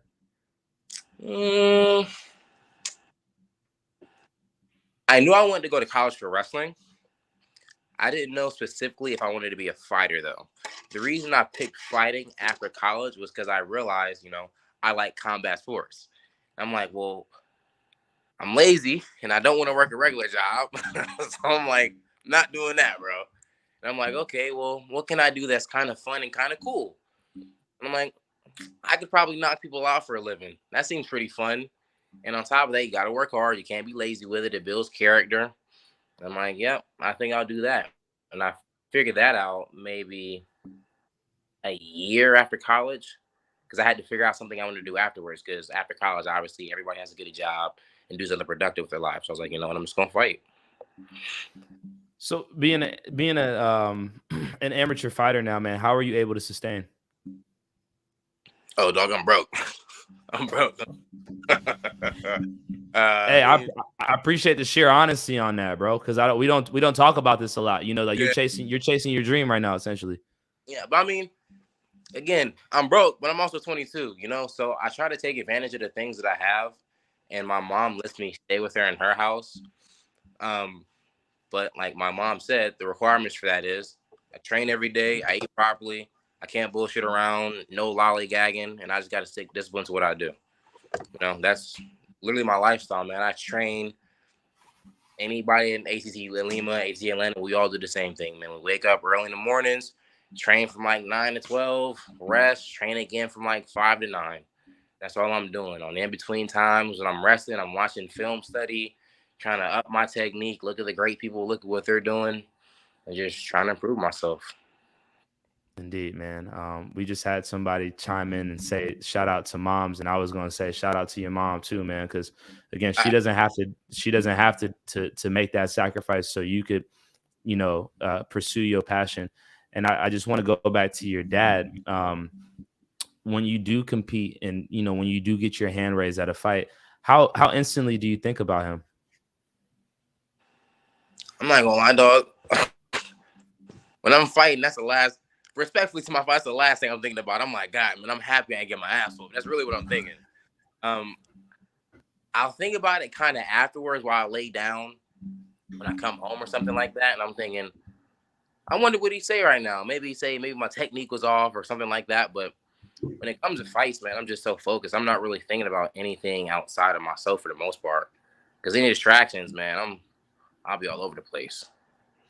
Indeed, man. And it seemed like there was nothing on your mind but getting that W this past NFC 152, man. You went out there, you handled business like the champion that you are. How soon can we expect to see you defend that belt? I know you talked about maybe fighting a tie fight, but was there anybody in particular that you saw around in your weight division that you were interested in competing with? And did you have any names or a timetable when you look forward to competing again? Bro, like I said, Tubbs or Cal just hit me up. They're like, hey, you want to fight? Yeah, I'll fight. How soon, though? For the belt, I'm not sure. Because like I said earlier, I do want to get a couple Muay Thai or kickboxing fights in so I could work more on my striking. Because, bro, the last thing I want to be is one of these boring UFC wrestling fighters. Bro, I don't want to. And then you also can't be great like that, if you're just a wrestler. Because somebody's going to catch a timing. Somebody's going to hit you like Curtis Blades and, what's his name? Derek Lewis. Derek Lewis. Yeah, bro. So I'm going to get a couple Thai fights in, and then I should fight for the belt again, depending on what my coach shows me. But, yeah. So right now your coach is your manager too at the time, Tubbs, you would say? Oh, see, bro, look, I don't even know about that, bro. I'm literally, coach is like, you want to fight? Yeah, I got you. That's literally all it is right now, bro. And I'm training. That's literally all it is. Indeed, and a couple last questions from me before you go. You talked about the UFC, man. Did you have any favorite fighters that you watch and you like? If you ever see them on, and it doesn't have to be the most popular fighters, just like people you enjoy watching compete. I mean, I like watching my boy Trey Sean compete. That's definitely somebody I like watching compete. And then plus I train with him too, so like it's even worse because when he's in the cage, I'm like, bro, when he hits that dude, I know that shit hurts, bro. So, indeed. David, that's all for me. What you got? My only last question was: is today laundry day? Nah. Oh, you like the shirt, bro? Nah, I figured maybe everything else is just in the wash. nah, yo, I'm rocking this shirt, bro. It's from what I think is Bucky's. I think that's the Yeah, name. that's what it looks like. Yeah, some crazy gas station that everybody for some reason infatuated with. I think it's kind of mid, to be honest with you. But I went down there and I just copped a shirt and I was like, yeah, cool shirt. Yeah. Rocking it for sure. And Ronald, man, we appreciate you taking time to come join us, man. Yo, you're not half bad for the pod, bro. We really appreciate you just being on there, showcasing to not only David and I, but the entire NFC community who the NFC's welterweight champion is, not only inside the cage, but outside the cage. We look forward to watching you compete next time you decide to step into the cage, whether that's in Muay Thai or whether that's defending your 170-pound belt. And look forward to watching your career trajectory, man, because brother, you are scary inside that cage, man, and all your teammates speak so highly of you. And yeah, man, again, look forward to watching you compete, brother. I appreciate it, man. Respect. All right. I'm sure he's heard it a million times. He's still listening, but my God, he looks exactly like his dad. Like people tell me I look exactly like my dad, and I look at photos and I do look like to my dad. But when he smiles at age 22 with the mustache, he's like a twin brother of his dad. His dad spit him out. Yeah, and I've never talked to Ronald before. I've always heard good things about him. I maybe talked to him at the last fight for a minute or two, but that's the longest I've heard him speak. So now I see why everyone likes the guy. Yeah. He's got a really good personality. He's hard not to like. It doesn't seem like he takes himself too seriously, which is, again, why we love to have people on the NFC Now podcast, so we can like really get to understand like the fighters that step into the cage. Like, yo, that's a regular 22-year-old. Like, and I think that ain't a regular 22-year-old. I don't know what 22-year-olds you're hanging out with, but that ain't a regular 22-year-old. Yeah, I mean, physically, yeah, he's definitely not regular at all, man. But just like, yo, he's chasing his dream. And again, shout out to his mom for giving him that opportunity, man. And shout out to him for coming on to the pod. Definitely look forward to, again, watching him compete, because I do think that he has a hell of a future in front of him. You know, if he continues to just get into the cage or the ring and, you know, continues to get that experience. At 22, that kid is scary. He is scary. So shout out to him. And shout out to y'all for watching NFC Now, show number 18. I'm Julian Virgin. That is David Oblast. Coming up next, we got our headliner for NFC 153 live at the Battery, Friday, March 10th. Somebody who's headlined multiple shows for the National Fighting Championship. And somebody who we should expect to be in the Georgia MMA Hall of Fame when he decides to actually hang him up. The one, the only, right. Mad Mike Wilson. Mad Mike, happy Monday, brother. Yeah, happy Monday. How you doing, Julian? How you doing, David? Damn, your beard almost goes off the damn camera. It's like your bald head takes at the top of the camera. Your beard almost goes all the way to the bottom. I've never seen someone take up that much real estate. Well, I lost all the hair up top. You know, I had to put it somewhere. So, you know, we do what we can. Does that not affect you training or fighting? Because this is like the longest I can get my beard until I get sick of it. Definitely jiu-jitsu. That's why it's so scraggly. It gets pulled out all the time, constantly. So I don't even have to trim it, really. It gets auto-trimmed through training. But, I mean, you know, it's one of them things that helps you be tough, I guess. People grab a good grip full of it. I'm like, hey, man, that's a grip. You earned it. Whatever. It is what it is. Indeed. Mad Mike, you're headlining the March 10th show. And I believe that was partially the reason why you asked to be on the pod, because that was up in the air. You know, it was a conversation that we were having here. And I know you're it wasn't up in the air. It was up in the air for you, but Dave knows what it is. Dave knows what it is. So it might have been up in the air for you. I know. You're obviously somebody who watches the pod and tunes in all the time. What do you have to say when it comes to what I said? And welcome to the NFC Now pod. Thank you. So yeah, like I said, you're trying to push another main event up there. So yeah, I told you, hey, I need to come back in and let them know who I am. So most people already know, because like you said before, I've been around. I've headlined a lot of shows for NFC. They might as well call me Main Event Mike, honestly. You know, Mad Mike sounds good, but Main Event Mike, that might be the one, because I think this will be like the 6th or 7th main event I fought for the NFC.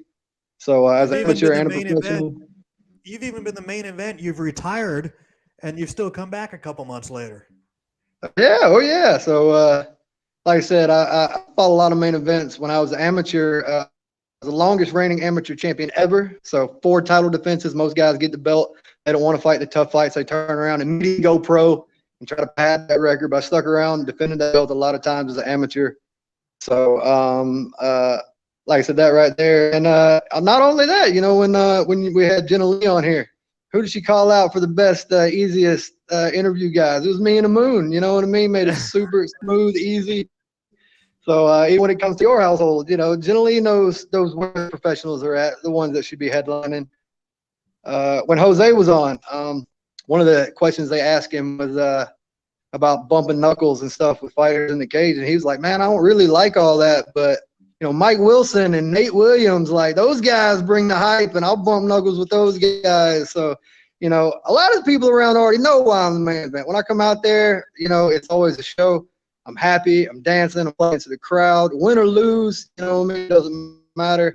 I always fight my ass off, and it's always a good time. So I always bring tickets too. So that's why I know Dave knows where it's at. So like I said, super happy to be back. I haven't been shy in telling you, when you started off your career, you started off 0-2 at the NFC. You lost to Diego Bautista, and then you lost to Oscar Matasuki, both of them by decision. But that's when I first met you and saw you for the first time.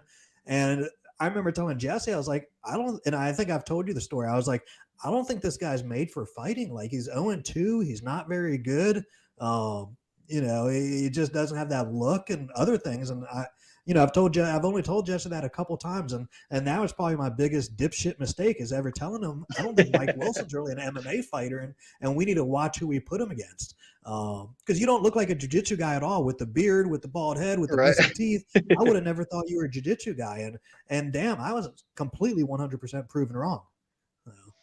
I'm glad. I keep proving people wrong. I've been counted out more than once, so you know, I don't mind proving people wrong. I'd rather catch them by surprise. So, as was I gotta eat it, and I appreciate anybody who's willing to say like, "Hey, I want to come on the pod to stake my claim," and I appreciate that because you are main event, Mike. You have main event more than anybody else here in the NFC. David, can you confirm that? I think the guys that have fought the most for the NFC are Diego Saraiva and Ronnie Bam Bam Rogers. I can't count how many times they were both main event. I think Diego Saraiva's probably got you beat, but he also has. Well, we'll say most in the modern era. How about that? Most in the modern era. If you're second place to Diego Saraiva, you're doing very, very You're well. in a pretty good place. Not bad at all. You're European Open gold medalist here lately, so shout out to him. Congratulations on that. And Clay Bennett, our resident NFC Jiu-Jitsu guy, also in his gold medal. So both those guys killed it. Absolutely. And this throughout my time being with the NFC, you've always been a key pillar in the community. Now, here as of recent, you have been quiet as you did retire. What made you come back? It was really just I kind of jumped the gun on it, I guess. Had a lot of personal stuff going on at the time, and thought that, you know, it was just thought that it was time to hang it up. But after talking with my kids and, you know, going back over a little bit, you know, I've never been knocked out, never been TKO'd. My only losses have come by submission or decision. So I've never been beat up too bad. So I guess, you know, until somebody beats me up real good. So, you know, maybe Devontae's the guy to do it. But, you know, maybe that'll send me on out of here. But as long as I'm still competitive and, you know, I get to do what I love doing, being in the cage, there's nothing like it. So once I said, no, I'm not going to do it anymore, it caught up on to me real quick. And y'all know my head coach. He's done retired like 3 times. So I'm just doing what I was told. and now he's online begging for fights every other day. He's the worst retiree ever in the history of pro sports outside of Brett Favre. No, wow. So yeah. as somebody that has competed for so long, could you just walk us through just the mentality that a fighter has to have in order to continue to go through training camps and deal with real life, as you said, just in order to continue to just, all right, I'm taking another fight. I'm taking another fight. I'm taking another fight. Are you for lack of a better word, are you just crazy about fighting, or is this something that like you just can't step away from? Or could you just walk us through just your psychology when it comes to the fight game? At this point, it's become a lifestyle. So it's just what I do. You know, a lot of people, they say, you know, you don't want to be your job. Like, okay, you know, I'm a fight promoter or I'm a, you know, commentator, whatever. But when I go home, you know, fighting is different. You don't turn off being a fighter. So it's every single second you have to be thinking of, you know, how's that going to affect this as far as my training, diet, mentality is, you know, another super big part of it. So you get into a lifestyle, you get into a routine, and you get into that grind. And when I come face to face with, okay, now I'm going to stop doing that, it was really, really, really weird. You know, I thought, you know, coaching and stuff like that, like stuff that I still do and I wanted to put the time into, but as long as I'm young, I don't know, I feel like I would have regretted it. I don't want to ever look back and regret it. So as long as I'm still healthy and as long as I'm still competitive, then, you know, I want to do this as long as I can, because this is what I love doing. So don't give up on the dream too early. We just had a 22-year-old in Ronald Humphrey come on the show and talk about, you know, him starting out his journey. And I'm sure you've seen you see a lot of people go through your journey, starting off their journey. What would 22-year-old Mad Mike think about the man that's on NFC now, right now, about to headline another show? Man, 22-year-old Mad Mike could just be surprised he's alive right now. So, yeah, I definitely, 22-year-old me would, yeah, definitely be, you know, it's a dream come true. I never would have ever thought that I'd be where I'm at. Why would you be surprised you're alive? But like those who know me, I grew up on the South Fulton, so on the south side of South Fulton County, like College Park, Union City. Not necessarily the best area, I guess you'd say. I lost my parents when I was super young, so going through that late teens, early 20s, a lot of drugs, a lot of women, a lot of wild times. So, like I said, it's been a wild ride. So, actually, training and stuff's what brought me out of all that. I, you know, went through some rough stuff. I hit rock bottom. And when you hit rock bottom, I don't know. For me, it was like that make or break it point where it's like, okay, what do I really want to do? Like, you know what I mean? Like, what do I really want to do? I've just been floating through life, messing around. And it's like, I always wanted to be, like I said, a Ninja Turtle. I always wanted to be, you know, a Dragon Ball Z fighter. And I seen Doug get a knockout in Legacy. And I went to school with Doug. So seeing him, you know, on TV knocking people out, I was just like, holy shit, if he can do this, I can do this. So getting in the gym, like I said, completely changed my life, got myself together. Like I said, David, like I said, those first two losses, you know, it's because I was smoking cigarettes and, you know, I was like, you know, trying to have it, 2 jobs, paying to train. But eventually I figured it out, quit smoking cigarettes, got back, got healthy, got my schedule figured out. And if you want something bad enough, you'll find a way. So, and I found a way. Again, ladies, we do always ask guys about, go ahead. No, we do always ask guys about their outside jobs of what they do and stuff like that. And you've got an interesting story, and I think I've pressed you on it before. And I never even knew about it till you posted a photo on Facebook of a pickup truck with 600,000 garbage bags hanging out the back of the pickup truck. So for those that don't know, explain kind of what you do for a living out there. So I do a valet trash service at night. So basically we go to apartment complexes like retirement communities, things like that. People can put their trash out their front door. We pick it up. So the route, I actually supervise for a company, everything south of I-20, but I still do a route myself because the exercise is just ridiculously good. We run stairs, pick up the trash, fill up the bag, put it in the truck, go unload it. So every night I'm slinging trash, running stairs. So I don't have to worry about cardio. Everybody's like, oh, go run. Those stairs will get it. So I don't ever have to worry about cardio, strength training. You know, I'm like that guy. You know, when we went to go to the grocery store, you got 30 bags on each arm. Like I'm that guy with like full-size trash bags, looking like the Grinch down the stairs. So I get plenty of strength training, plenty of cardio in doing that, and it's basically getting paid to train. So I I never quit doing it. I just enjoy it. I also teaching at the gym. I run the kids program at my gym. So between those two, that gives me the opportunity to be in the gym a lot. And like I said, my extra income is also basically training. So it works out perfect for a fighter. I would have never known this, but Corey Jackson just said, I did the same job. He's not lying. So yeah, surprisingly, we've got two people that used to be that still are garbage men. That's kind of like the Nate Diaz workout. You get your cardio from being a garbage man. Like, what time do you do that every night? Is that midnight hours till 5 a.m. or what?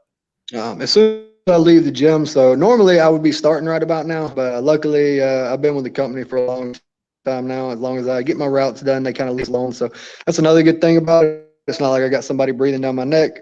As long as it's picked up in a timely manner, I basically work for myself. So usually I leave only an hour, maybe 2 hours on a rough night. I'm a supervisor, so if someone calls out, I got to go cover other routes. But yeah, it's usually just a couple of hours a night as soon as I leave training. So I come, get to the gym between like 4 or 5, depending on what I'm doing that day. Teach classes, do my training, do the trash job at night. And then if I cross train, it gives me opportunity during the day to where I can go cross train and not have to miss out on what I'm doing in the evening as far as my classes that I teach and stuff here at my home gym. Fascinating stuff here from Mad Mike Wilson here joining us on NFC now ahead of his fight against Devontae Sewell at the Battery, headlining the Battery show. NFC 153. So excited for that one. Yeah. That's a huge fight night. We were talking about it earlier with Jesse about just the magnitude of that fight night. Could you just speak on being the main event for that card, that historic card at the Battery?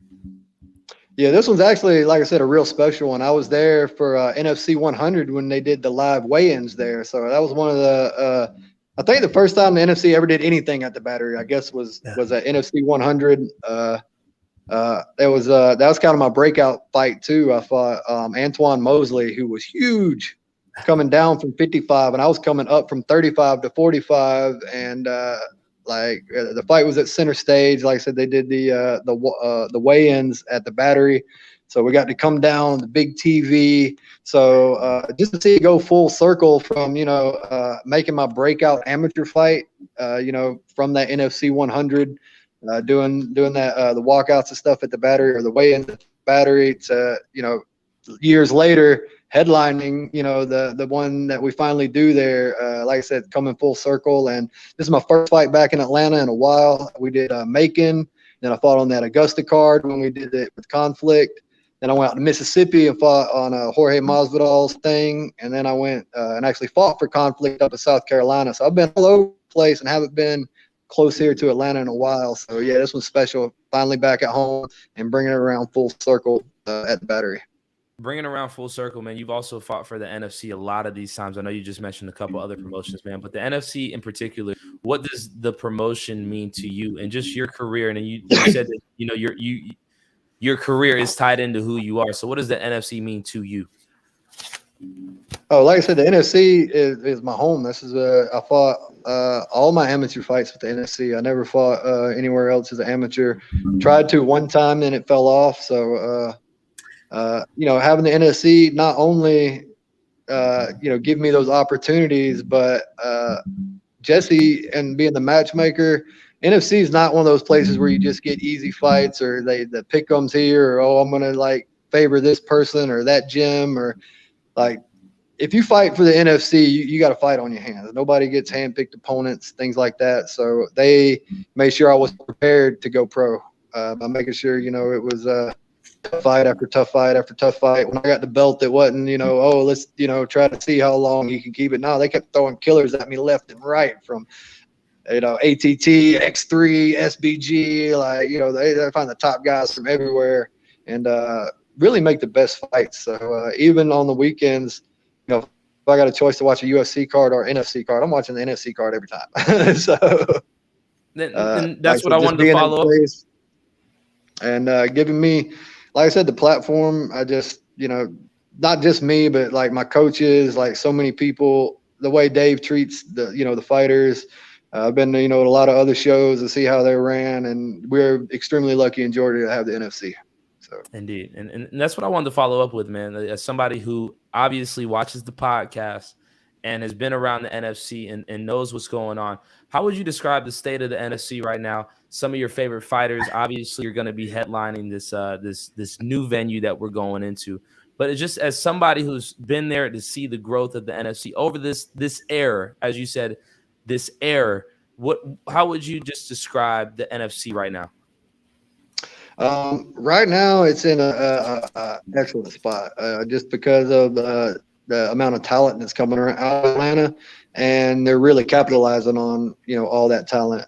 Bringing you and Jenna Lee on with that consistency. I know they tried to do the podcast in the past, but I'm guessing you are Mr. Consistent and making sure it's held down, because I know in the past it was kind of shaky here and there, but the production value and just the consistency, everything, is just being brought up to another level. Moving around the venues and stuff like that, keeping them intimate, and not trying to go too crazy, keeps almost that kind of exclusive feel to the fights. And like I said, just all the breakout guys you got going on right now. Y'all just had Ronald on. I trained with his dad back at Professor Travin's headquarters in the past. So to see Ronald out there, just killing it. I've trained in the same room with him. I don't think I've had the chance to go with him personally, but to see him out there killing it, is amazing. Everything that they're doing up there at Team Lima, I go up there and try to cross train as much as I can. The resources and the environment they're giving the guys here in Georgia, just to bring in that extra training. I know y'all had some controversy because nobody want to fight each other anymore because of it, but for really pushing guys to that next level, like the way that they are opening it up and are super welcoming to all the fighters, to just help everybody get better. And like I said, y'all get to see that talent at the NFC. So the NFC is in a beautiful spot. I think over the last couple of years, more guys have made it to, PFL, Bellator, UFC than, ever. Watching Cody and Carl and Trayshawn and, a few different guys with PFL, Corey. There's just been so much action, so many guys from Atlanta, hitting those next stages. And a lot of that is, like I said, because the NFC gives them the platform to get there, so not having to run around, look for fights. I know guys, I know Dave hears it all the time, guys message in from out of state, like, what do I got to do to fight for the NFC? Because it's sketchy out there trying to get a decent promoter. And even if you do, there's only limited, availability, and the NFC is so consistent with, that they just really give that spot that we need here in Georgia. So kudos. I appreciate everything you said, and I think that's the longest Julian and I have ever gone without interrupting a guest from talking. So we have value in what you said, because neither one of us said a damn thing. But I will expand a little bit on what you said. Not only the people and the fighters that make it up, but for me, a huge part of what I do is the venues. I think if I choose a crappy venue, it makes everything go downhill. If I choose a venue too large, we lose the supply and demand. And you mentioned that as well, the tight venues. I could make a lot more money on Monday Night Brewing a couple weeks ago, going to a much larger venue when I knew that would be sold out 9 or 10 days in advance. But I think by giving all the fighters and the fans 3 or 4 different venues rotating, the NFC doesn't get old in anyone's opinions. I see other promoters that do the same venue over and over. And I'll even mention Center Stage. I have no plans to go back to Center Stage, as we've talked about, but it probably is the best venue in Atlanta.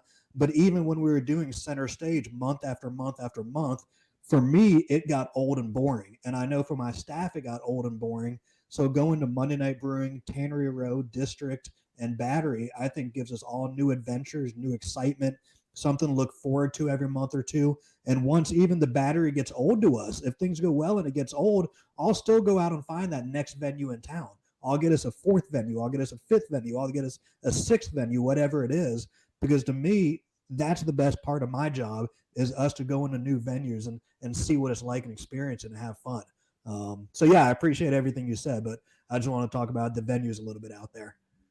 Indeed, and I wanted to follow up with what Dave said, and what you said, Mike, because that was beautiful. I appreciate you just giving a state of the NFC from your perspective, because again, you are an OG of this era of the NFC. You talked about cross training, and you talked about how we on this pod talk about fights not being made. Now, as somebody who does cross train, and as somebody who, and you know, from all accounts, has never turned down a fight. What are your thoughts about, you know, this cross training and people not wanting to touch each other after they have touched each other in training? Me personally, you know, it's a non-issue. Me and Devontae have actually trained together more than a dozen times, probably about 20 times or so. We've trained together a good bit in the past. You know, he hit me up. You know, he's like, "Hey, they're offering me this fight." You know, we just kind of talked about it, and you know, it makes sense for both of us. So it's a no hard feelings type of thing. But that's easy to say before a fight. You know, after a fight, you know, depending on how things play out. I think what a lot of it is it's mainly the coaches that they've seen just so much bad blood and things happen from over the years that they know it's just better to keep the peace if you're going to have that open environment to train. And if not, then, you know, then that's the way it is. But for me, like I said, it's not an issue, but for a lot of guys, they can't take that personal thing off of it. For me, it's never personal, you know. So a lot of guys, they have to make it personal. So depending on the two people, it can just be it can create just such big problems for, you know, just a gym that's just not worth it. For, especially, like I said, the coaches or the owners, they're like, "Hey, look, no, you're not taking the fight just because I don't want to deal with the backlash and everything that I'm going to have to deal with after the fact." So I understand why the coaches are like, "No." Indeed. Well, we're not coaches, and so we appreciate you're in those training rooms. You're training all the time. You are a coach, and so you understand it from a different perspective, and we appreciate your perspective, not only on that topic, but on all the different topics in which we covered today. Before we part ways today, Mike Wilson, who will be headlining March 10th, NFC 153 live at the Battery against Devontae Sewell. Your final thoughts. What do you want to leave us with? Just make sure y'all come out. Like I said, y'all find out why. Like I said, man, like, come out there, feel energy, feel the vibe. Devontae Sewell, the grinder, is y'all know he always visit. So it's gonna be a show. So final thoughts. Hey man, y'all grab the tickets. Are they on sale nowadays? They went on sale. I mentioned it earlier. Unfortunately, with dealing with new venues, you do have hiccups. One is I'm not allowed to use my ticketing service, so everything's gonna move a little bit slower. They're supposed to go on sale today. Unfortunately, they won't go on sale till Friday. You know, bad thing is we got to wait 4 days, but you know, this isn't a Metallica concert. It's not going to sell out on day one. I wish it would, but it's not like it's going to sell out the first day it goes on sale. So it'll go on sale Friday. You know, and everything gets delayed 4 days, but it really makes no difference in my opinion. So. All right. Well, the final thought will be as soon as the tickets go on sale, you better make sure you grab some tickets soon. Not only is the main event going to be killer, but there is a ton of killer fights on this card. Jesse really stacked it up. For the three, we got my guy Seth Haas training hard. He's coming for that belt, fighting Tony Hope. So that one will be killer. But like I said, Nima Chingazi, he's going up a weight class fighting. I mean, there's just so many good fights. Austin Childers, guy, he's fighting. Man, it's stacked from top to bottom. So if you don't get tickets early, you're not gonna get one. And while you're getting them, you might as well click my name. It helps out a little bit. So grab them super quick. And all those great fights are headlined by Mad Mike main event Wilson versus Devontae Sewell. Right. I appreciate you for coming on the NFC podcast to check me and make sure that the people know why you are main event Mike. It is all love. I said it respectfully. I'm happy that we were able to have you on here to go ahead and state your case here on NFC Now. We look forward to watching you compete, Mike, and thank you for your time, brother. All right, thank y'all. Yeah, have a good evening. Indeed. Voila, here we are. NFC Now, show number 18. I'm Julian Virgin. That's David Oblas. Your thoughts? I've always had a little man crush on Mike Wilson. I've told him that. He's one of my top 5 fighters, and I didn't want to tell him when he was on, but when he mentioned the NFC Hall of Fame, you mentioned at the beginning, he doesn't have to retire for that. For the Hall of Fame, we actually do it different than baseball or football. I think in baseball you got to be retired for 5 years before you Yeah, can most ever be sports. on the In most ballot. sports, it's about 5 years. Yeah, so we don't do that. If you look at this year's Hall of Famers, Rafael Atsunseo, we're putting him in this year. He's still fighting for the UFC. So we more so do it when we think you're deserving and you've been an OG and you've been around 100 years. I don't think Mike Wilson's at that point yet. Not yet. He would definitely be somebody that we put in. But yeah, you don't for millions of viewers, you don't have to be retired for us to put you in. We put you in when we try to do 2 or 3 a year and get you in there. Yeah, and I didn't mean to jump the gun and speak on behalf of the NFC, man. But again, I come from a perspective of, hey, since I've been in the NFC, Mike Wilson's always been headlining shows. He's been at every show. He's fought every fight, win, lose, or draw. He's always been somebody that brings a great crowd. And yeah, I mean, just from my perspective, now I'm happy that he said for my era, because I feel like when we talk about the greatest of all time and things of that nature, we need to talk about eras, because there's eras, seasons. You know what I'm saying? Like this season, Mad Mike has had X amount of main events, and that said something to him, his name, and him being able to fight. Again, he just said, I defended the amateur belt more than anybody else, and I feel like that's something that should be honored. You know what I'm saying? So again, I don't mean to speak on the NFC because I'm not the NFC historian by any stretch of the imagination. A lot of times these guys do have to get on here and check me if I do say anything that's too outlandish, and I try to really keep it fair down the middle. Mike was just like, yo, no, I'm the main event, and here's why. And he explained why. And he made a fair case to his point. Shout out to main event, Mike Wilson. And for those that didn't watch didn't watch last week's NFC Now, he was mad because you said if Reese Watkins versus Lewis Brewington happened, that would jump to the main event over him. So that's what main event Mad Mike Wilson was coming to defend him today, that if that fight gets made, he's still the main event. It looks like that fight is not going to be made for that card, but Mike Wilson, when he was the main event versus Devontae, he's still the main event, even if we put on Mike Tyson versus Evander Holyfield. Now, I feel like a fair question is to ask, if that fight was made, where would you place it? The Reese versus Luis fight? Where would you place that fight? If that fight was made for that March 10th card, where would you place that fight? I think still before Mike Wilson. I think it would be fun to do it as a co-main event or something like that. Yeah. Because one, we already dedicated the money to Mike Wilson versus Devontae, so they're getting main event money. I wouldn't change that. But I think we'd still do a video on Luis versus Reese. We'd still hype everything up, but I think co-main event.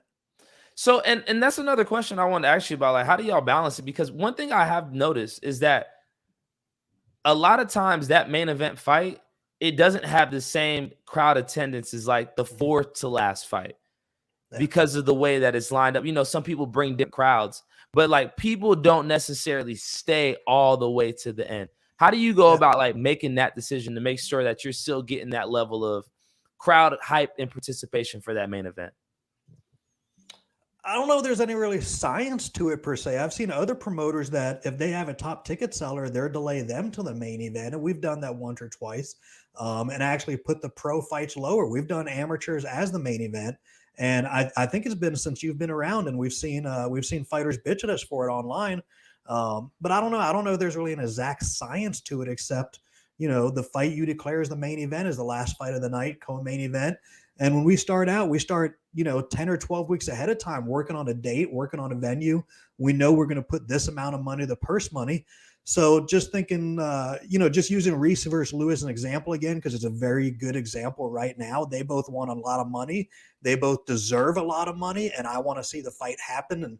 And I think it's my role to do everything I can to make it happen. I will. But on March 10th, we already have a lot of purse money on that. On April 21st with the Jesse Wable Amateur Series, he's not sold on dedicating that much purse money to one fight yet because he's been pretty much the Amateur Series. So does this fight get made? Does it get delayed till May right now, which we're not even at February 1st yet? So it's really starting off with X amount of money to dedicate to each fight card and how to make that work. So it's hard to add a Reese versus Lewis at the last second. just because I've only got so many tickets to sell, I guess, if that makes sense to you. That makes that makes 1,000% sense. Yeah, and again, we you can't put that. Conor McGregor on every single fight card. Conor McGregor, you need to know 3 or 4 months out he's going to be on that fight card and plan accordingly. That context is so important, and I think this is a fair question that we should ask the entire NFC community, and we would love for you to chime in our comment section. Which fights would you like to see as the main event at the end of the night fight? Would you want to see the top ticket sellers or just the top pros at the end of the night? Because again, from my perspective, I've seen many shows where that main event is between 2 very high level guys, but they're not the guys that everybody's buzzing about. So, and sometimes that crowd will clear out and you'll have a bigger hype for an amateur fight between 2 popular guys than you will for that main event of the pro card. And so I am interested in what the community has to say about how they're lining up these fights. And I was going to also depend on the flow of the night. Sometimes if we load 17, 18 fights, by the time we get to that main event, it might be 12:30 at night. It might be 12:15 at night, where if we only have 11 or 12 fights and that main event's going to start at 11:15, the house is still going to be packed at 11:15. So there's some at some point in time, people just will filter out and go home. They've seen 15 fights. There's a UFC on tonight that they want to watch. There's other things that they might want to do, and some of that we don't know when we're planning the fights 8 or 10 weeks out how it's going to load up. That is a fact. And sometimes restaurants are closing before midnight, so you can't get anything to eat. Look, my man Mike. And the crazy thing is, I don't think we talked about it because there's a different podcast when we were on during COVID. It was Jose and I. But if you look back during COVID, everything started and ended earlier. And I don't know how many people not in the entertainment industry noticed that, but everything was starting earlier during COVID and ending earlier. So I think we were starting the fights at like 6 o'clock, where pre-COVID, we didn't start fights till 8 o'clock. Right now we're at 7 o'clock, meeting in the middle. But we were done at district during COVID by like 10:30 or 11 a lot of times. And it's just how weird COVID was that it was a earlier starting and ending time for a lot of things out there. And moved us from an 8 o'clock start time to 6 o'clock. And now we're at 7 o'clock. So I don't know if COVID was more transmissible at night, but a lot of things went earlier, as strange as that. Yeah, I look, at the end of the day, I don't think that we need to be out there from 7 to 1. Obviously you're going to be there because you're managing the whole situation, but just from a crowd consumption point, it's like, let's pick this thing up, and those fights should be done around midnight. But I mean, again, there's different factors that go into it. Different things happen on the night. Some nights we have a lot of finishes. Some nights we have a lot of decisions. It just is what it is. And I feel bad when we go past midnight. I don't think we should ever go past midnight. Considering we start at 7, that's a 5-hour sporting event. I wouldn't stay at most sporting events for 5 hours to be. I think I'm a 3.5 to 4 hour guy just for me. Yeah. But when you look at football, baseball, basketball, they're all 9 innings. They're all 4 quarters. It's a 12 or 15-minute quarter. You know about how long it's going to be. When we start out with a fight night, we got to be at about 17 or 18 fights 10 weeks out. That 17 or 18 usually falls to 12 or 13. But guess what? If no one falls off the card, we can't just take them off the card. If we're Monday of fight week, we just can't remove you because we're still at 18. So we know we got to start right at 7 o'clock. We put you in the cage at 6:55, start making introductions, national anthem, first fight at 7, and then go. So yeah, and I don't think transvisible is a word. I don't know what the hell I was trying to say. I think I would say transmit when you transmit COVID. I just wanted you to address the haters, man, because they're listening. The haters are listening. Yeah. Don't let them talk about you. Don't let them talk about you, Dave. Don't let them talk about you. But when you look at a UFC, I think UFC started like 4 or 5 o'clock, and they don't end till 1 a.m. our time. Like lots of times, I don't see the main event go until 1. So unfortunately, boxing MMA is a late night sport. I wish it was not this way. I wish the UFC would start their pay-per-views at 8 o'clock instead of starting them at 10 o'clock, because that would filter our sport into an earlier event. But we've also you've seen it. We did Doug Usher versus Jared Gooding as a 5 p.m. to 9 p.m. The people didn't come out as much. It looked like they did not like a 5 to 9 p.m. As much as they bitch about being there late at night, I think MMA and boxing is a 7 p.m. till midnight. I like the 6 o'clock start. And like I like the 6 o'clock start, and here's why. A lot of times people, they'll try to be on time, and they're seeing the amateur, like the people that are making their debuts on the card, and they think that's what it is, and it's not until a couple fights in where you're actually seeing people that are a little bit more advanced in the skill and like showcasing and like giving that energy. A lot of times, like the energy comes from those people that are in that advanced amateur range, just making their pro debuts. And so if, a lot of people are fashionably late. If you tell them 7, they're not going to show up till about 8, right? If you tell them 6, they're not going to show up till about 7:30. And then at that point in time, that's when you're starting to see a little bit more of those high-level fights. But again, so to throw the wrinkle in there, because all I am is a wrinkle guy, we can start at 6 o'clock on a Saturday, but it's hard to start at 6 p.m. on a Friday. We can't really do that as easily, because that means 6 p.m. all the staff has to get there about 5 to 5:30. Fighters got to get there at 4 p.m. on a Friday. The whole athletic commission has to get there at 4 p.m. Dr. Traub and Dr. Hiroshki got to get there at 4 p.m. So it does get more difficult on a Friday. So it's almost like we've got to keep consistent, whether it's a Friday or Saturday, and planning 10 weeks out. So that's how, that's why we do 7 o'clock. Indeed. Now, look, again, these are all just questions that come off the top of my head. And these are all answers that NFC's promoter, David Oblas, is able to answer. Michael Jajan Jr. This time there was like a corner of a sip. I'm asking for more, but maybe my ask will not be satisfied until NFC Now is over, and we'll start wrapping it up right now. David, what was your favorite part of the show? I think Ronald Humphreys. We had tried to get him on for 4 or 5 weeks. I've heard about the legend of Ronald. I knew his father very little. I didn't know his father well back in the day, very little. So it was interesting seeing him, talking to him, and hearing how educated and calm he is. Mad Mike Wilson's a badass. I've had a man crush on him for a number of years. Wable did well. He always does well. I think we got to work on Addison. He did give us an A+ tonight. I give Addison about a C- on his audio and visual tonight. So. Indeed. We'll grow from there. We'll definitely grow with Addison as he continues to grow with the NFC. I'm just happy that the community's being able to just be exposed to him and what he does. And I know his role within the show is definitely growing. Shout out to Ashley Sprayberry. I know she just celebrated a birthday. Ashley never shows up on time. Ashley's told to get there at 4 and shows up at 4:30. That's but at the same time, she Ashley, shows up. She shows up. She be there at every show. So say what you want. Sometimes you got to be fashionably late. Sometimes the show don't start until Ashley pull up. So if we being 1,000% real. My favorite part of the show today was being able to fire off questions at Jesse Wable, and I feel like that. I always say he's our resident guest here on NFC Now, because he is dealing with the fighters in a different aspect, but he's dealing with them every day. And I feel like, just even me asking him, how do fighters turn down fights, and him just being able to give us that perspective on that, I feel like that is something that we need, and the community loves to hear. So shout out to Wable for answering all of our questions. Shout out to Ronald Humphrey. Shout out to everybody who came on the show today. We appreciate everybody's time.